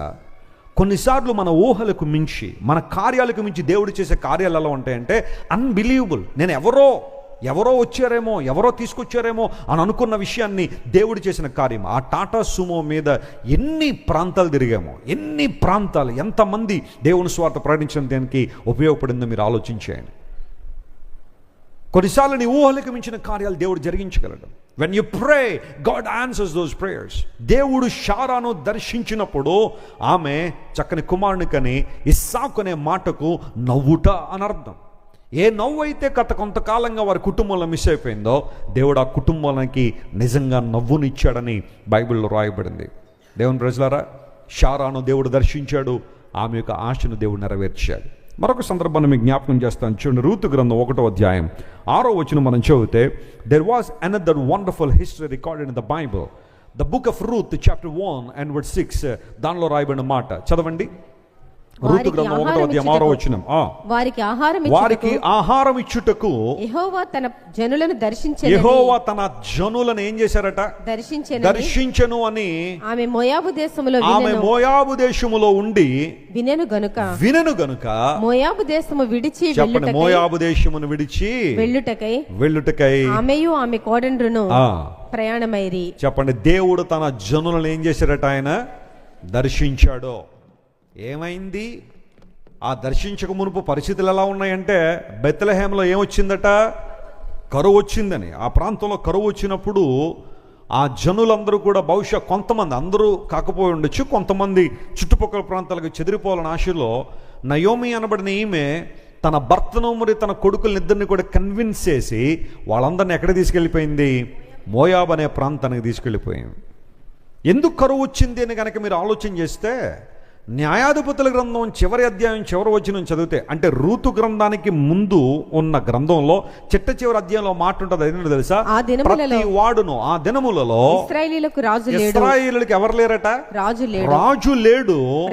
ప్రతి వాడును తన ఇష్టానుసారంగా ఏం చేశాడు?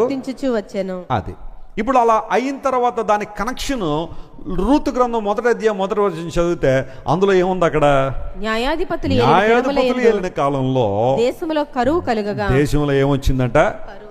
అంటే ఆ మాటను ఈ మాటను లింక్ చేస్తే మనకు ఒక సత్యం అర్థం అవుద్ది. అదేంటో తెలుసా?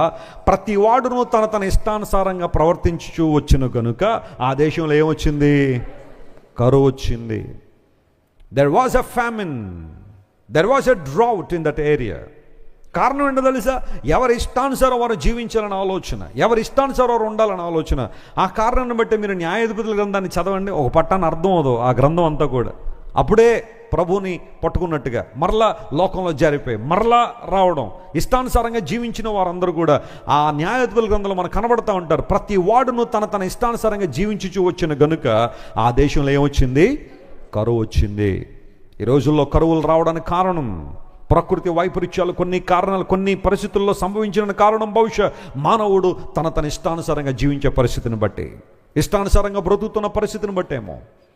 అయితే నయోమి తన కుటుంబం తీసుకుని మోయాబు వెళ్ళిపోయింది. ఒకదాని తర్వాత మరొకటి ఇబ్బందికర పరిస్థితుల్లోకి నెట్టివేయబడింది. మోయాబు వెళ్ళిన తర్వాత 10 సంవత్సరాలు అక్కడ ఉండిపోయింది. ఏమన్నా సాధించిందా అంటే ఏమీ సాధించలేకపోయింది, కానీ ఉన్నవి కూడా పోగొట్టేసుకుంది. భర్త చనిపోయాడు, 2 బిడ్డలు చనిపోయారు. మహులోను కిల్యోను అనబడే ఆ 2 కుమారులు, రూతు భర్త పేరు మహులోను, ఓర్పా భర్త పేరు కిల్యోను. సో వారిద్దరు కూడా చనిపోయారు. కోడండ్రు విధవరాండ్రు అయిపోయారు, ఈమె విధవరాలు అయిపోయింది. ఇప్పుడు she was waiting for a good news. ఒక శుభవార్త కోసం బహుశా వేచి ఉందేమో. ఆ శుభవార్త రానే వచ్చింది. దేవుడు తన జనులను ఏం చేశాడట? ఆయన దర్శించను. బైబిల్ ఒక మాట ఉంది, నీవు భూమిని దర్శించి దానిని తడుపుచున్నావు అనే మాట బైబిల్లో 65వ కీర్తనలో మనం చూస్తాం. నువ్వు భూమిని దర్శించి దాన్ని ఏం చేసావు? తడిపావు గనుక పంటలు పండుతున్నాయి. కొన్నిసార్లు మనం అనుకుంటాం పంటలు పండుతున్నాయంటే ఇది మనం చేస్తున్న పని అనుకుంటాం, లేదా మన వలన అదృష్టం వల్ల జరిగే కార్యాలు అనుకుంటాం. కానీ దేవుడు ఆజ్ఞ ఇవ్వకపోతే భూమి పండే ఛాన్సే లేదు. పంటలు పండాలంటే దేవుని కార్యం, వర్షాలు కురవాలంటే దేవుడే ఆజ్ఞ ఇవ్వాల్సిందే. ఆయన ఆజ్ఞను బట్టే సర్వ ప్రపంచము నడవాల్సిందే, కానీ ఎవరి ఇష్టానుసారంగా వారు ఆజ్ఞాపించేస్తే జరిగే కార్యాలు కాదు ఇది. కొన్ని ప్రాంతాల్లో వర్షాలు కురవబోతే చెప్పండి ఏం చేస్తారో తెలుసా? కప్పలకి పెళ్లి చేస్తారు. మరి ఎవరు పట్టుకుంటారో ఆ కప్పలను మనకు తెలియదు. 2 కప్పలను పట్టుకొచ్చి ఆ రెండిటికి ఏం చేయాలన్నమాట? పెళ్లి చేయాలి. దండలేసి అవి చేసి ఇవి చేసి పెళ్లి చేస్తారు. వారి ఆలోచన ఏంటంటే అలా కప్పలకు పెళ్లి చేస్తే ఏం పడుతుందని? వర్షాలు పరుస్తాను. ఆ కప్పలకే కనుక నోరుంటే అని ఉంటుంది, బుద్ధి ఉందర్రా మీకు అసలు, చక్కగా మేము చెరువులో పడుకున్న వాళ్ళని తీసుకొచ్చి ఏటరై పనులు అని ఎంత తిట్టుంటాయో అవి. కానీ వీళ్ళకున్న కొన్ని రకాల నమ్మకాలు, మూఢనమ్మకాలు అంటాను వాటిని, సూపర్ స్టిషన్స్. అప్పుడప్పుడు వాట్సాప్లోనూ లేకపోతే ఫేస్బుక్లోనూ కొన్ని రకాలైన మీమ్స్ తిరుగుతూ ఉంటాయి. అందులో మొన్న ఎవరో పెట్టారు, ఎక్కడో వర్షాలు ప్రచండంగా కురిసేస్తున్నాయట, వరదలు వచ్చేసేలా కురిసేస్తుంటే ఎవడో పెట్టాడు, దయచేసి ఆ కప్పలు ఎక్కడైనా పట్టుకోండి, వాటికి విడాకులు ఇప్పించాలి అర్జెంటుగా. మరి వాటి కలపడం ద్వారా వర్షాలు వచ్చాయి అనుకున్నప్పుడు ఈ ఎంత భయంకర కురిసేస్తుందంటే ఇప్పుడు వాటికి ఏం చేయాలి? వల్ల విడాకులు ఇప్పించాలని. కొన్ని ప్రాంతాల్లో గాడిదలకు వివాహం చేసేవాళ్ళు ఉంటారు వర్షాలు పడవాలని. వర్షాలు పడాలని ఆ పూజలు ఈ పూజలు చేసేవాళ్ళు చాలామంది ఉంటారు. వర్ష దేవుడు కరుణించాలని అనుకుంటారు. ఒక్కొక్క విభాగానికి ఒక్కొక్క దేవుడు ఉన్నాడు అనుకుంటారు. అగ్నికి ఒక దేవుడు, వర్షానికి ఒక దేవుడు, ఆ భూమికి ఒక దేవుడు, ఆకాశానికి ఒక దేవుడు, గాలికి ఒక దేవుడు, ఇలా రకరకాల దేవుళ్ళు ఉంటారని ఆశించే వాళ్ళు కొంతమంది ఉంటారు. కానీ బైబిల్ సెలవిస్తూ ఉంది, సర్వమును తన ఆధీనంలో ఉంచుకోగల దేవుడు ఒకడే. మీ పాపముల చేత మీకు మేలు కలగడం లేదు. వాతావరణ మార్పులు రావడానికి కారణం మనిషి యొక్క అవిధేయతే. బైబిల్ సెలవిస్తున్న మాటది. దేవుడు తన ప్రజలను దర్శించాడట, ఆ దేశాన్ని దర్శించాడు. ఆ దేశంలో పంటలు పండడానికి దేవుడు వర్షాలు కురిపించినప్పుడు, ఆయన అనుగ్రహం కురిపించినప్పుడు ఆ వార్త ఎవరి చెవిన పడింది? నయోమి చెవిన పడింది. ఆ వార్త ఎవరు తీసుకొచ్చారో వాళ్ళని అభినందించాలి మనం కదా. ఆ న్యూస్ ఎవరు తీసుకొచ్చారో? దేవుడు తన జనులను దర్శించాడని. ఎప్పుడైతే నయోమి దేవుడు దర్శించాడని తెలుసుకుందో, బైబిల్లో మనం చదివాం కదా, నీ దర్శన కాలం ముందు నీ భక్తులు ఏం చేస్తారు? నీకు ప్రార్థన చేస్తారు, నీ వైపు తిరుగుతారని. ఆ మాట ప్రకారం దేవుడు దర్శించాడనే విషయం తెలియగానే నయోమి తన హృదయాన్ని ఇంకా కఠినం చేసుకోకుండా దేవుని వెతకడం ప్రారంభించింది. I need to get back to Bethlehem, I need to get back to my own land. నేను నా ప్రాంతానికి వెళ్ళిపోవాల్సిందే, నా దేశానికి వెళ్ళిపోవాల్సిందే. బయలుదేరింది. ఇద్దరు కోడండరు బయలుదేరారు. ఒక ఆమె కొంచెం దూరం వచ్చిన తర్వాత వదిలేసి వెళ్ళిపోయింది. వార్ప ముద్దు పెట్టి వెళ్ళిపోయింది. కానీ రూతు తన అత్తను ఏం చేసింది? హత్తుకుంది. నీ జనమే నా జనము, నీ దేవుడే నా దేవుడు, నిన్ను నన్ను మరణం తప్ప ఏది వేరు చేయలేదు. బయలుదేరి వచ్చింది రూతు నయోమితో పాటు. అన్నీ కలిగి ఉన్న నయోమి మోయాబుకు వెళ్ళింది, నిస్సహారాలుగా తిరిగి వచ్చింది. కానీ ఆమె తిరిగి వచ్చిన తర్వాత దేవుడు రెస్టోరేషన్ ప్రారంభించారు. రూతు గ్రంథాన్ని మీరు జాగ్రత్తగా చదివితే ఒక సమస్యతో రూతు గ్రంథం ప్రారంభించబడుతుంది. కానీ ముగింపు దగ్గరికి వచ్చేసరికి ఒక సంతోషంతో ఆ రూతు గ్రంథం ముగించబడుతుంది. ప్రైజ్ ది లార్డ్, హల్లెలూయా. సమస్యకు సంతోషానికి మధ్యలో ఏం జరిగిందో తెలుసా? దేవుడు ఆ జనులను దర్శించాడు. గట్టిగా చప్పట్లు కొట్టి దేవుని మహిమపరచండి. That's the importance of visitation of God.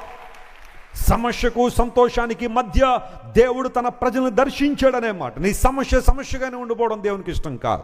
నీ కరువుగానే ఉండిపోవడం దేవునికి ఇష్టం కాదు. నువ్వు సమృద్ధిలోనికి రావాలని, నీవు ఆ ప్రాంతం నుండి విడుదల పొంది, దేవుడు నీకు చూపించిన ప్రాంతం, దేవుడు నిర్ణయించిన ప్రాంతం, దేవుడు నీ కొరకు డిజైన్ చేసిన ప్రాంతంలో ఉండగలిగితే అన్ని విధానాల్లో దేవుడిని ఆశీర్వదించాలని ప్రభు కోరుతున్నాడు. రూత్ ఏం ఎక్స్పెక్ట్ చేసి ఉండేది అంటే, బెత్లెహేముకి వచ్చిన తర్వాత ఆ బోయేజ్ గారి పొలంలోకి వచ్చినప్పుడు, ఈ బోయేజ్ గారి పొలంలో నన్ను బయటికి గెంటేయకుండా ఒక పరదేశినైన నన్ను ఈ పొలంలో పని చేసుకునే అవకాశం ఇస్తే చాలు, అదే గొప్ప భాగ్యం అనుకుందేమో రూతు. కానీ దేవుడు అన్నాడు, Ruth, don't settle down for less things in your life. నీ జీవితంలో చిన్న చిన్న వాటి విషయంలో నువ్వు సెటిల్ అయిపోద్దు. I have a big plan for you. నీ పక్షంగా నాకు ఏ ప్లాన్ ఉంది? గొప్ప ఉద్దేశం ఉంది. ఏ పొలంలో అయితే పరదేశిగా ఈవెన్ పని చేయడానికి కూడా అవకాశం లేని పరిస్థితిలో రూత్ ఎంటర్ అయిందో, దేవుడు ఆ పొలాలకే ఒకరోజు నెల మార్చాడు. ఆయన యజమానురాలుగా చేసేసాడు. ఆయన ఎవరు ఊహించుండకపోవచ్చు. ఇశ్రాయేలు దేశంలోని ఒక కట్టడి ఏంటి అంటే, వారు పొలం పండించుకున్న తర్వాత, కోత కోసిన తర్వాత పంటంతా తీసుకెళ్ళిపోవడానికి లేదు. కొంత పంట, కొంత పరిగే ఎవరి కోసం వదలాలి? పరదేశుల కోసం వదలాలి, ఫారినర్స్ కోసం వదలాలి. ఆ ప్రాంతంలో ఎవరైతే పొలాలు లేవో, పంటలు పండించుకోరో, ధాన్యం కొనుక్కోలేరో, అలాంటి వారి బీదవారి కోసం, పరదేశుల కోసం పొలంలో కొంత పరిగే వదిలేసేయాలి. ఇవ్వడం నేర్పించాడు, దాతృత్వం నేర్పించాడు దేవుడు ఇశ్రాయేలు ప్రజలకి. అందును బట్టి ఇప్పటికీ కూడా మన ఇజ్రాయెల్ దేశం వెళ్తే కొంతమంది భూస్వాములు, పంటలు ఉన్నవారు పంట కోసిన తర్వాత మొత్తం కోసుకోరాడు, కొంత వదిలిపెట్టేస్తారు. వాటిని పేదవారికి లేకపోతే ఇబ్బందులు ఉన్న వారికి వారు ఇస్తూ ఉంటారు. ఇవ్వడం నేర్చుకున్నారు వాళ్ళు. అందును బట్టి కొన్ని దేశాలు చాలా ఉన్నతమైన స్థితిలో ఉంటాయి.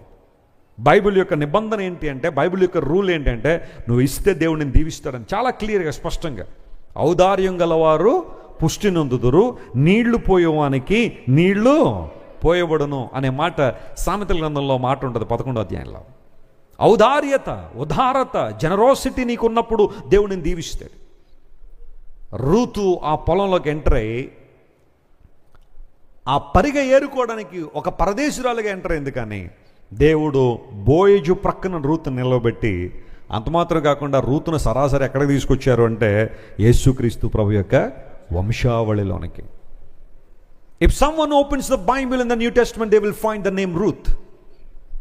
Who is his Moabitess? Who got a chance to be written in the genealogy of Jesus.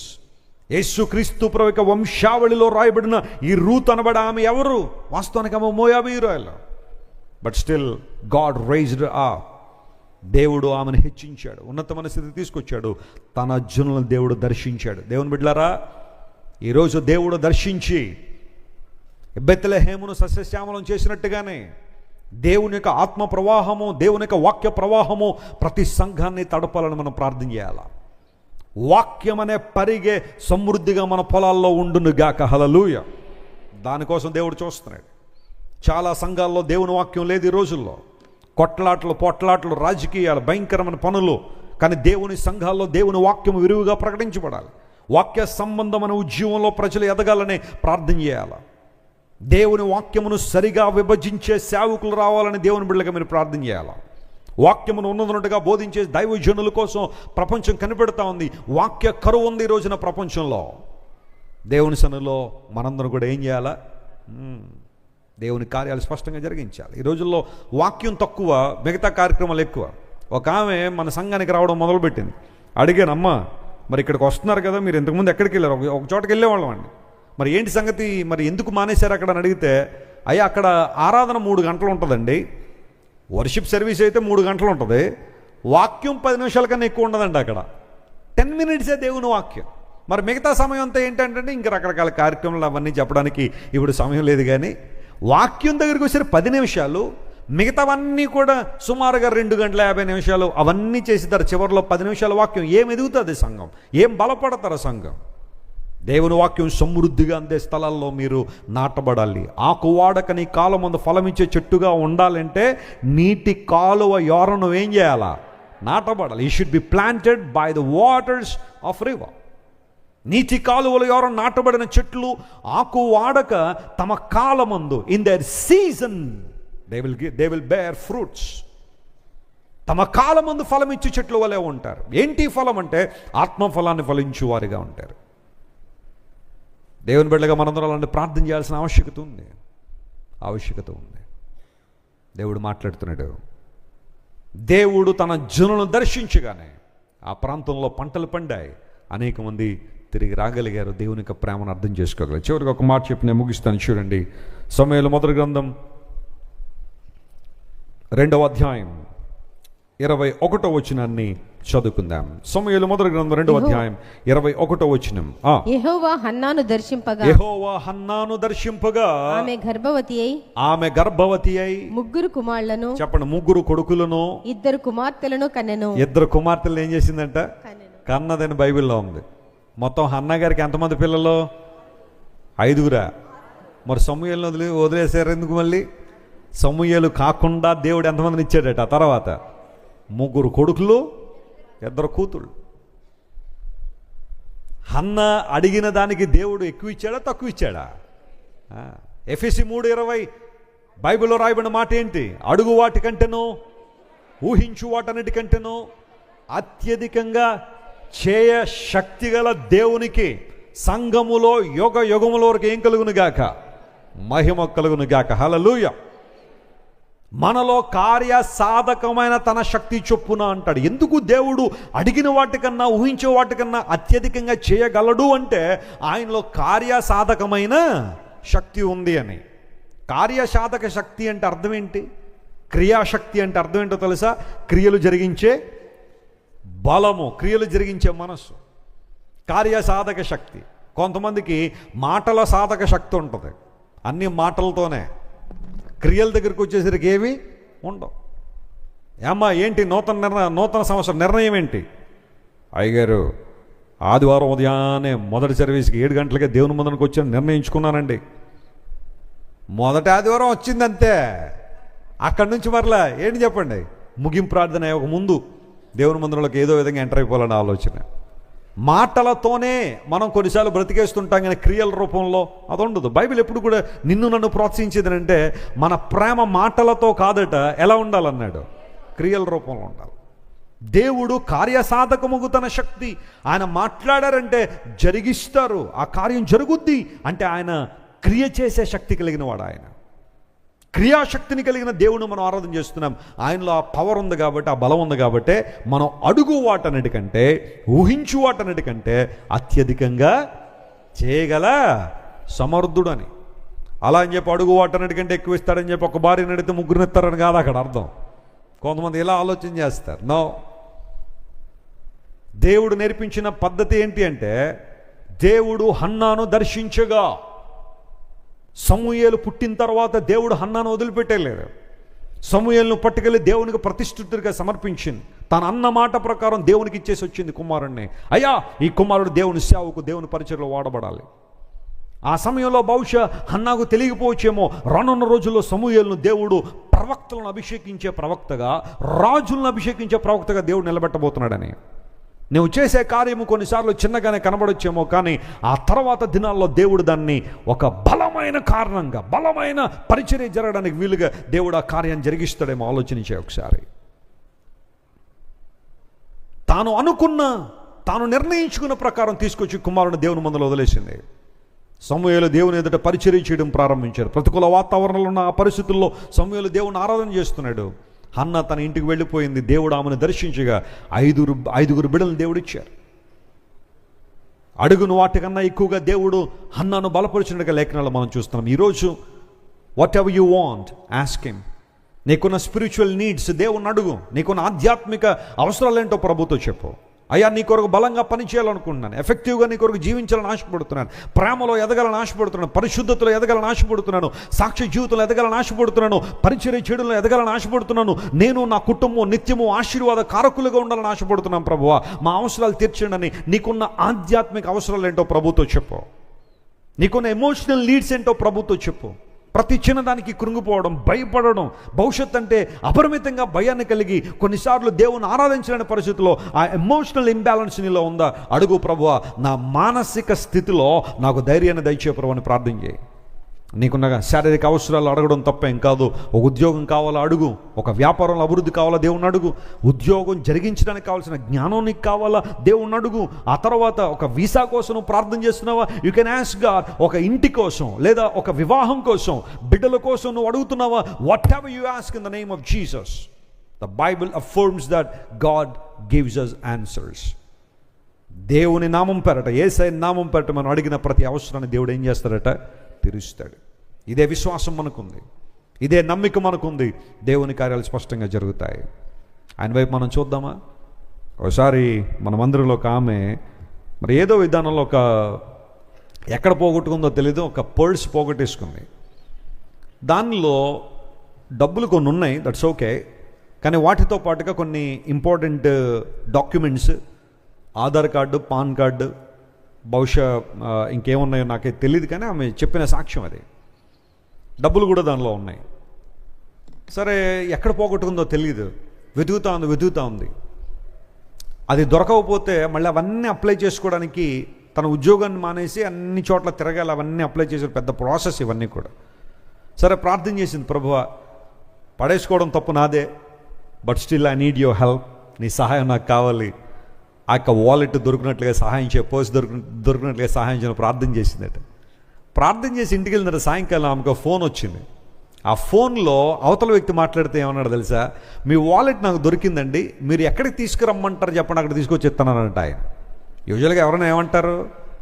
ఓ బుద్ధి ఉందా లేదా, పరసు పాడేసుకున్నారు మీరు, నేను తాడేపల్లిగూడెంలో వచ్చి కలెక్ట్ చేసుకోంటారు, లేకపోతే విజయవాడ వెళ్ళిపోయి నేను అక్కడికి వచ్చి తీసుకోంటారు కదా. ఆయన ఏమన్నా తెలుసా? మీరు ఎక్కడున్నారు చెప్పండి, తీసుకొచ్చి ఇస్తానన్నాడట ఆయన. సరే, మరి వెళ్ళిందో ఆయన వచ్చాడో మనకే తెలియదు, కానీ ఎట్టకేలక పర్స్ వెనక్కి వచ్చింది. దానిలో విచిత్రం ఏంటంటే ఆమె డాక్యుమెంట్స్తో పాటుగా ఎంతైతే ధనం పెట్టుకుందో అవన్నీ అక్కడే ఉన్నాయి. స్తోత్రం చెప్పండి, హల్లెలూయా. దేవుడు కొన్నిసార్లు మన జీవితంలో చేసే మేళ్ళు అలాంటివి. నువ్వు పోగొట్టుకున్న ఏవైతే ఉన్నాయో దేవుడు మళ్ళీ తిరిగి ఇచ్చే దేవుడు ఆయన, అద్భుతం చేసేవాడు ఆయన. ఆయన వైపు నువ్వు తిరుగుతావా? దేవుడు హన్నాను దర్శించగా ముగ్గురు కుమారులు, 2 కుమార్తెలను దేవుడు ఇచ్చి ఆమెను సంతోషపరిచినగా దేవుని వాక్యంలో మనం చూసాం. దేవుని బిడ్డలారా, ఆయన దర్శించిన కాలము, భక్తి గల వారందరూ ప్రార్థన చేస్తారు. విస్తార జల ప్రవాహములు ఒక పొర్లు వలె వచ్చినప్పటికీ అవి మన మీదకి రాకుండా దేవుడు మనల్ని ఏం చేస్తున్నాడు? ఆయన కాపాడుతున్నాడు. ఆయన దర్శన భాగ్యం కోసం ప్రార్థన చేద్దామా? కళ్ళు మూసుకోండి. Everyone look an to God. దేవుని వైపు మనం చూద్దాం. This is a wonderful time to look an to God this morning. ఆయన వైపు మనం చూసే సమయం ఇది. నీ ప్రతికూల పరిస్థితులు ఏవైతున్నాయో దేవుడు షారాను దర్శించాడు. ఆమె గర్భాన్ని తెరవడం ద్వారా వారు ఎంతో కాలంగా ఏ విషయం కోసం అయితే ప్రార్థిస్తున్నారో, ఏ అంశం కోసం అయితే ప్రార్థన చేసిన దేవుడు ఆ ప్రార్థన ఆలకించాడు. షారాను దర్శించిన దేవుడు నిన్ను నన్ను దర్శించడానికి ఇష్టపడుతున్నాడు. సౌలు పౌలుగా మార్చబడ్డాడు దమస్కు గేటు దగ్గర. దేవుని దర్శన భాగ్యం లభించగానే ప్రార్థన చేయడం ప్రారంభించాడు. What a man of God and man of prayer Paul was.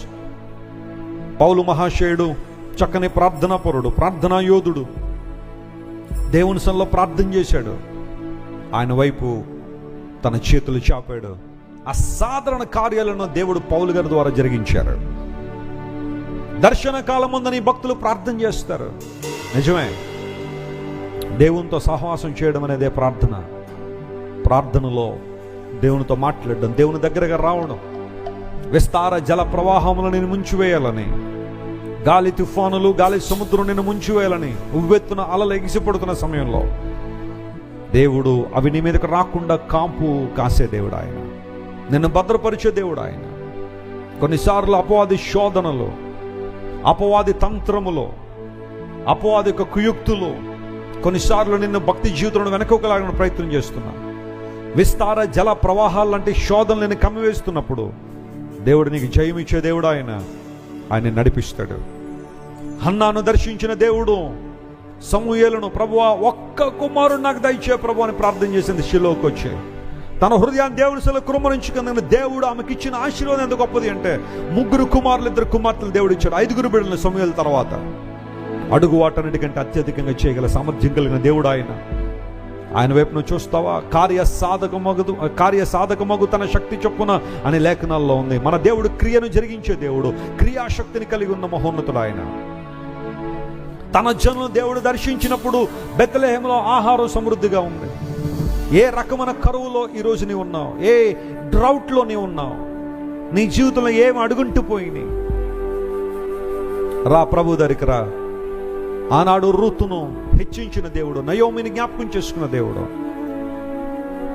అన్ని విషయాల్లో వారిని బలపరిచిన దేవుడు ఈరోజు నిన్ను దర్శించాలని ఆయన కోరుతున్నాడు.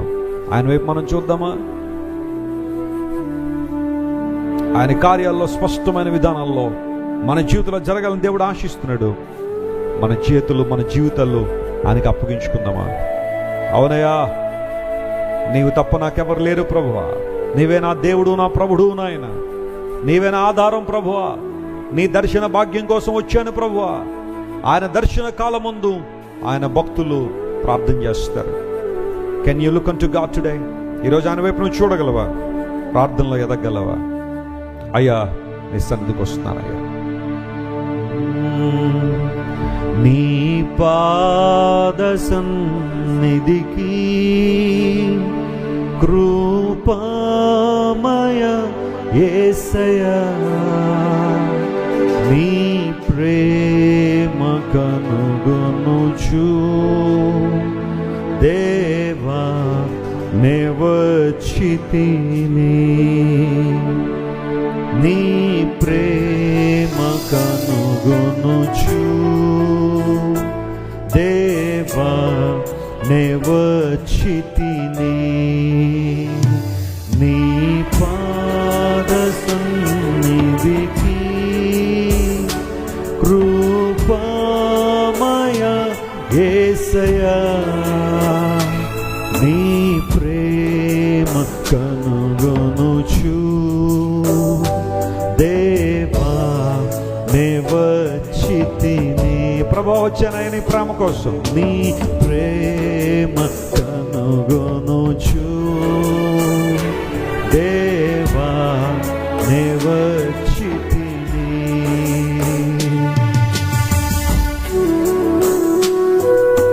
ప్రభు నీ పాద సన్నిధికి వచ్చాను ప్రభు, నన్ను దర్శించండి ప్రభు.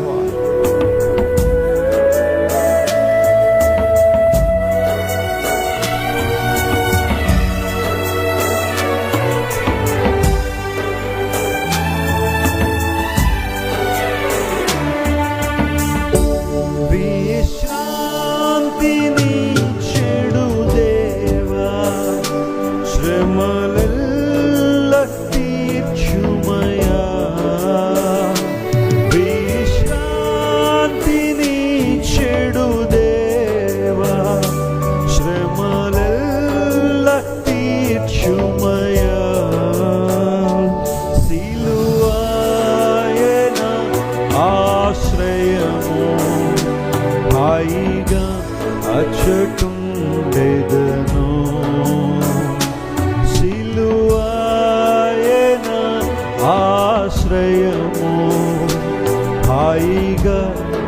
ఇచ్చటుండెదను. అందరూ లేచి నిలబడదాం. Shall we all stand? నీ పాద సన్నిధికి కృపామయ యేసయ్యా, నీ ప్రేమ కనుగొనుచు దేవా నే వచ్చితిని, నీ ప్రేమ కనుగొనుచు దేవా నే వచ్చితిని. దేవుడు నిన్ను నన్ను దర్శిస్తున్నప్పుడు విస్తార జల ప్రవాహాలు మన మీదకి వచ్చిన అవి మనకి మీదకు రావని వాగ్దానం నమ్మి దేవుని వైపు మనం చూద్దాం. సంకట సమయంలో, కష్ట పరిస్థితుల్లో ప్రార్థన తప్ప వేరొక ఆయుధం మనకి లేదు. ఆయన కృపా సింహాసనాన్ని మనం సమీపిస్తుండగా దేవుడు మన సిగ్గుపరచట్లేదు. ఆయన వైపు మనం చూద్దాం. ప్రభువా, నీ ఒక్కడివైన ఆధారం ప్రభువా, నీవైనా ఆశ్రయం ప్రభువా, నీ దయ చూపు నన్ను కరుణించండి ప్రభువా. ప్రార్థించుమంటివి ప్రభువా, సంకట సమయములో ప్రార్థించుమంటివి ప్రభువా, సంకట సమయములో దయ చూపి నన్ను కరుణించి ప్రేమతో ఆదరించుమయా, దయ చూపి నన్ను కరుణించి ప్రేమతో అందరూ మన రెండు చేతులు ఆకాశం చాపుదాం. Lord we look unto you Lord. నీవే మా ప్రభుడు నాయన, మా ఆధారం నీవే ప్రభు. నీ దయ చూపి మమ్మల్ని కరుణించండి అయ్యా, నీ ప్రేమతో మమ్మల్ని ఆదరించిన ప్రభు. సంకట సమయంలో నీ సన్నిధికి వస్తున్నా ప్రభు, సత్తువ కోల్పోయినప్పుడు నీ సన్నిధికి వస్తున్నా, శ్రమలనే సుడిగాలుల్లో నీ సన్నిధికి వస్తున్నామయ్యా. ధైర్యపరచండి, బలపరచండి, ఆదరించండి, నమ్మిక స్థిరపరచండి నాయన. శారాను దర్శించిన దేవుడు నాయన, అసాధారణ సమయంలో అసాధారణ అద్భుతాన్ని జరిగించడం నీకు మాత్రమే సాధ్యం ప్రభువా. తన జనులను వాక్యము ద్వారా దర్శించే దేవుడు నీవు ప్రభువా. సమృద్ధిని ఆహారంతో బెత్లెహేము నింపిన దేవుడు నాయన. ఈరోజు మమ్మల్ని నింపండి నాయన, మాలో ఉన్న కరువుని తీసివేయండి అయ్యా, మాలో ఉన్న ప్రభువా ఎండిపోయిన అనుభవాన్ని తీసేయండి. మూడు వారిని మమ్మల్ని ముట్టండి ప్రభువా. Lord we seek your presence lord, we humbly come to your holy presence lord. నీ ప్రేమతో మమ్మల్ని ధైర్యపరచండి ప్రభువా. ఓ దేవా, హన్నాను దర్శించి అడుగు వాటికన్నా అత్యధికంగా ఇచ్చిన దేవుడు ఈరోజు మా ప్రియులు వేటి కోసం నిశ్చలు అడుగుతున్నారు, వాటికి 100 ప్రతిఫలాలు యేసు నామములో పొందుదురుగాకని ప్రకటిస్తున్నాను ప్రభువా. ముట్టండి నాయన, బలపరచండి అయ్యా. నీ పాద సన్నిధికి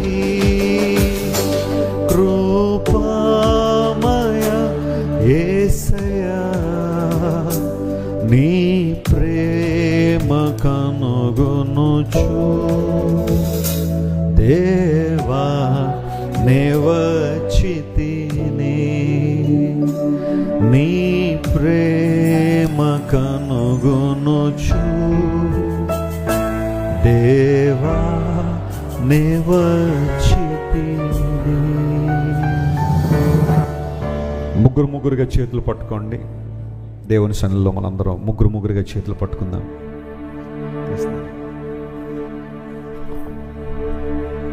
దేవుని పాద సన్నిధిలో మనందరం ఉన్న ముగ్గురుగా చేతులు పట్టుకోండి. ప్రార్థన చేద్దాం. As we are standing in the mighty and holy presence of God, దేవుని యొక్క పాద సన్నిధిలో మనం ఉన్నాం. నీ హృదయాన్ని పరిశీలన చేస్తున్న దేవుడు ఆయన. రాత్రి వేళ నీవు నన్ను దర్శించి నన్ను పరిశోధించావు. నా హృదయంలో ఏ దురాలోచన నీకు కానరాలేదు ప్రభువా. ఏ సనుగుళ్ళు నాకు నీ మీద లేవు ప్రభువా. పరిపూర్ణ ప్రేమతో నేను వెతుకుతున్నాను ప్రభువా, పూర్ణ హృదయంతో నేను వెతుకుతున్నాను స్వామి. నా జీవితంలో నాకు వచ్చే కష్టం, శ్రమ నన్ను ఇంకా మెరుగుపెట్టేవిగా మార్చినట్లుగా సహాయం చేయండి. ఒక బంగారం శుద్ధీకరించబడడానికి, శుద్ధ సువర్ణంగా మారాలంటే అది అగ్నిలో వేయబడుతుంది. రాత్రి వేళని మమ్మల్ని దర్శించే దేవుడు, మమ్మల్ని వదిలిపెట్టేలేదయ్యా. We're not alone in our suffering, we're not alone in our hardships. We are not alone in our afflictions, Lord. మా బాధల్లో అందరూ మమ్మల్ని వదిలిపెట్టేయచ్చు, మా ఒంటరితనంలో అందరూ మమ్మల్ని వదిలిపెట్టేయచ్చు, మా అవమానాలు అందరూ మమ్మల్ని వదిలిపెట్టేయచ్చు. నువ్వు ఒక్కడవే మమ్మల్ని విడిచిపెట్టే దేవుడు కాదయ్యా. Thank you lord. Thank you for your love. Thank you for your compassion. Thank you for your purpose and plan for our lives. జల ప్రవాహాలు మా మీద కొన్నిసార్లు దుమ్మిగా పడినప్పుడు అవి మా మీదకి రాకుండా అడ్డుకునే దేవుడు కనుక నీకు స్తోత్రాలు. మా సమస్యకు సంతోషానికి మధ్య నీవు మమ్మల్ని దర్శించే దేవుడు కనుక నీకు వందనాలయ్యా. లేకపోతే సమస్యగానే మా జీవితంలో మిగిలిపోయారు. Father, I pray for your people this afternoon. ప్రభువా, నీ ప్రజల నిమిత్తం ఈ మధ్యాహ్న కాల సన్నిధిలో ప్రార్థన చేస్తున్నాం ప్రభువా. ఈ శుక్రవారం ఉపవాస ప్రార్థనలో నీ మీద ఆశతో దుప్పి నీటి వాగుల కొరకు ఆశపడుతుందో ప్రభువా, మా ప్రియుల ఆశించి తమ పనులన్నీ ప్రక్కన పెట్టి ఈ మధ్యాహ్న కాల సన్నిధికి వచ్చారు. ప్రతి ఒక్కరిని మీరు ముట్టండి నాయన. నీ కృప ప్రతి ఒక్కరిని తాకునుగాకని ప్రకటిస్తున్నాను ప్రభువా. నువ్వు మమ్మల్ని దర్శించే దేవుడు. నీ దర్శన కాలం ముందు నీ భక్తులందరూ నీ సన్నిధిలో ప్రార్థిస్తారు. అవునయ్యా, ప్రార్థన నిజంగా మేము ఎప్పుడు చేయగలం అంటే నువ్వు మమ్మల్ని దర్శించినప్పుడే. సౌలు ప్రార్థించాడు, పౌలుగా మార్చబడిన సౌలు ప్రార్థించాడు. నువ్వు దర్శించావు, అభిషేకించావు. నీ ఆత్మశక్తి చేత పౌలు భక్తుడిని బలంగా మీరు వాడుకున్నారు. నీకు స్తోత్రాలు. మధ్యాహ్న కాలశంలో ఈ ఉపవాస ప్రార్థనలో ప్రతి ఒక్కరిని చేతిలో పెడుతున్నాను. ఎవరెవరు ఏ ఉద్దేశాలతో సందుకొచ్చారో, ఏ ప్రార్థన అవసరాలు పట్టుకుని వచ్చారో ప్రభువా, ఈ కార్యం జరగాల, ఈ అద్భుతం జరగాల, ఈ బ్రేక్ త్రూ నాకు కావాలా అని ఈ అద్భుతం నా జీవితంలో ఆశిస్తున్నాను, ఈ మార్పు నా జీవితంలో రావాలి, ఈ బంధకాలు నా నుండి తెగిపోవాలని ఎంతమంది అయితే నీ సందుకొచ్చారో, నజరేయుడైన యేసు నామములో వారి జీవితంలో గొప్ప కార్యాలు జరుగును గాకని ప్రకటిస్తున్నాను.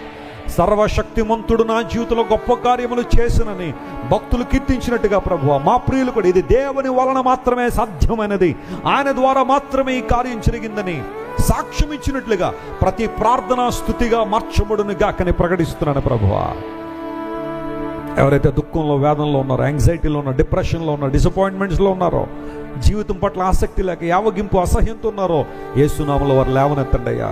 నీ గొప్ప సమాధానం వారికి దయచేయండి. బలమైన నీ సన్నిధి కాంతి వారి మీద ఉదయింపజేసి నీ సమాధానం వారి హృదయాల్లో సుఖ నివాసం చేయనట్లుగా మీరు సహాయం చేయండి. నీ పాదాలు పట్టుకుంటున్నాం ప్రభువా, నీ కృపా సింహాసనాన్ని పట్టుకుంటున్నాం ప్రభువా. నిరంతరాయంగా సమయోచితమైన సహాయం నీ కృపా సింహాసనం మాకు ఇచ్చే దేవుడు గనుక నీకు స్తోత్రాలయ్యా. కుటుంబాల్లో ఎవరైతే అశాంతితో ఉన్నారో యేసు నామములో గొప్ప సమాధానం కుమ్మరించబడును గాక. బిడ్డలకు తల్లిదండ్రుల మధ్య సఖ్యత లేక గొడవల గందరగోళాల మధ్య ఎవరైతే ఉన్నారో యేసు నామములో వారికి విడుదల కలుగును గాక. ఒక బ్యాడ్ మెడికల్ రిపోర్ట్ రావడం ద్వారా హృదయంలో అలజడి, అశాంతి, అసమాధానంతో ఎంతమంది అయితే ఉన్నారో, ఏదో గలిబిలితో ఎంతమంది అయితే ఉన్నారో, యేసు నామములో ఇప్పుడే గొప్ప ప్రశాంతత వారిని కమ్ముకొనును గాక. హల్లెలూయా. ప్రతి రుగ్మత, ప్రతి రోగము, ప్రతి బలహీనత నజరేయుడైన యేసు నామములో స్వస్థపరచబడును గాక. ప్రభువా, మమ్మల్ని స్వస్థపరచుము, బ్రతికించుమని వాక్యంలో భక్తులు ప్రార్థించినట్టుగా we pray for healing and we pray for your touch, we pray for your anointing. నీ అభిషేకం కొరకు, నీ తాకిడి కొరకు, నీ స్వస్థత కొరకు ప్రార్థిస్తున్నా ప్రభువా. కనికరించి సహాయం చేయండి. ఆర్థికంగా చిదిగిపోయిన మా ప్రియులు లేవనెత్తన నాయన సంపూర్ణ శక్తిని, బలాన్ని వారికి దయచేయండి. మా ప్రియులు ఎంతమంది అయితే ప్రభువా నీ నుండి ఆధ్యాత్మికమైన ఒక ఉజ్జీవాన్ని కోరుతున్నారో, ఒక స్పిరిచువల్ రివైవల్ బ్రేక్ త్రూ ఎంతమంది అయితే ఆశిస్తున్నారో, వారి జీవితంలో బలమైన కార్యాలు జరిగినట్లుగా సహాయం చేయండి. మీరు మాకు ఇచ్చిన సంఘాన్ని బట్టి, పరిచర్యను బట్టి, బ్రాంచ్ సంఘాలను బట్టి, సేవకులను బట్టి, విశ్వాసులను బట్టి నీకు వందనాలు. ఈ రోజున అనేక ప్రాంతాల్లో క్రైస్ట్ వర్షిప్ సెంటర్ బ్రాంచులు రావడం ద్వారా కొన్ని వేల మంది ప్రతి శుక్రవారం, ఆదివారం నేను ఆరాధిస్తుండగా, ప్రార్థిస్తుండగా బలమైన కార్యాలు మా సంఘబిడ్డల జీవితాలు మీరు జరిగించి అద్భుతాలు చేయండి. ఆన్లైన్ ఫ్యామిలీని కూడా నీ చేతిలో పెడతాం. పట్టువేడుకున్న అనేక మంది నీ ప్రజలు ప్రభువా ఆన్లైన్లో కనెక్ట్ అవుతున్న ఈ వాక్యాన్ని విని వారి జీవితాలను పటిష్టపరుచుకుంటూ ఉండగా, ఆధ్యాత్మిక స్థిరపడుతూ ఉండగా అద్భుతాలు చేసి నడిపించండి.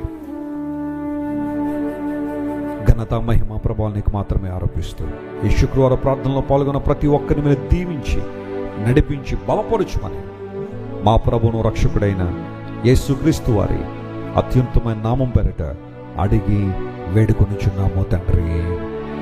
ఆమేన్.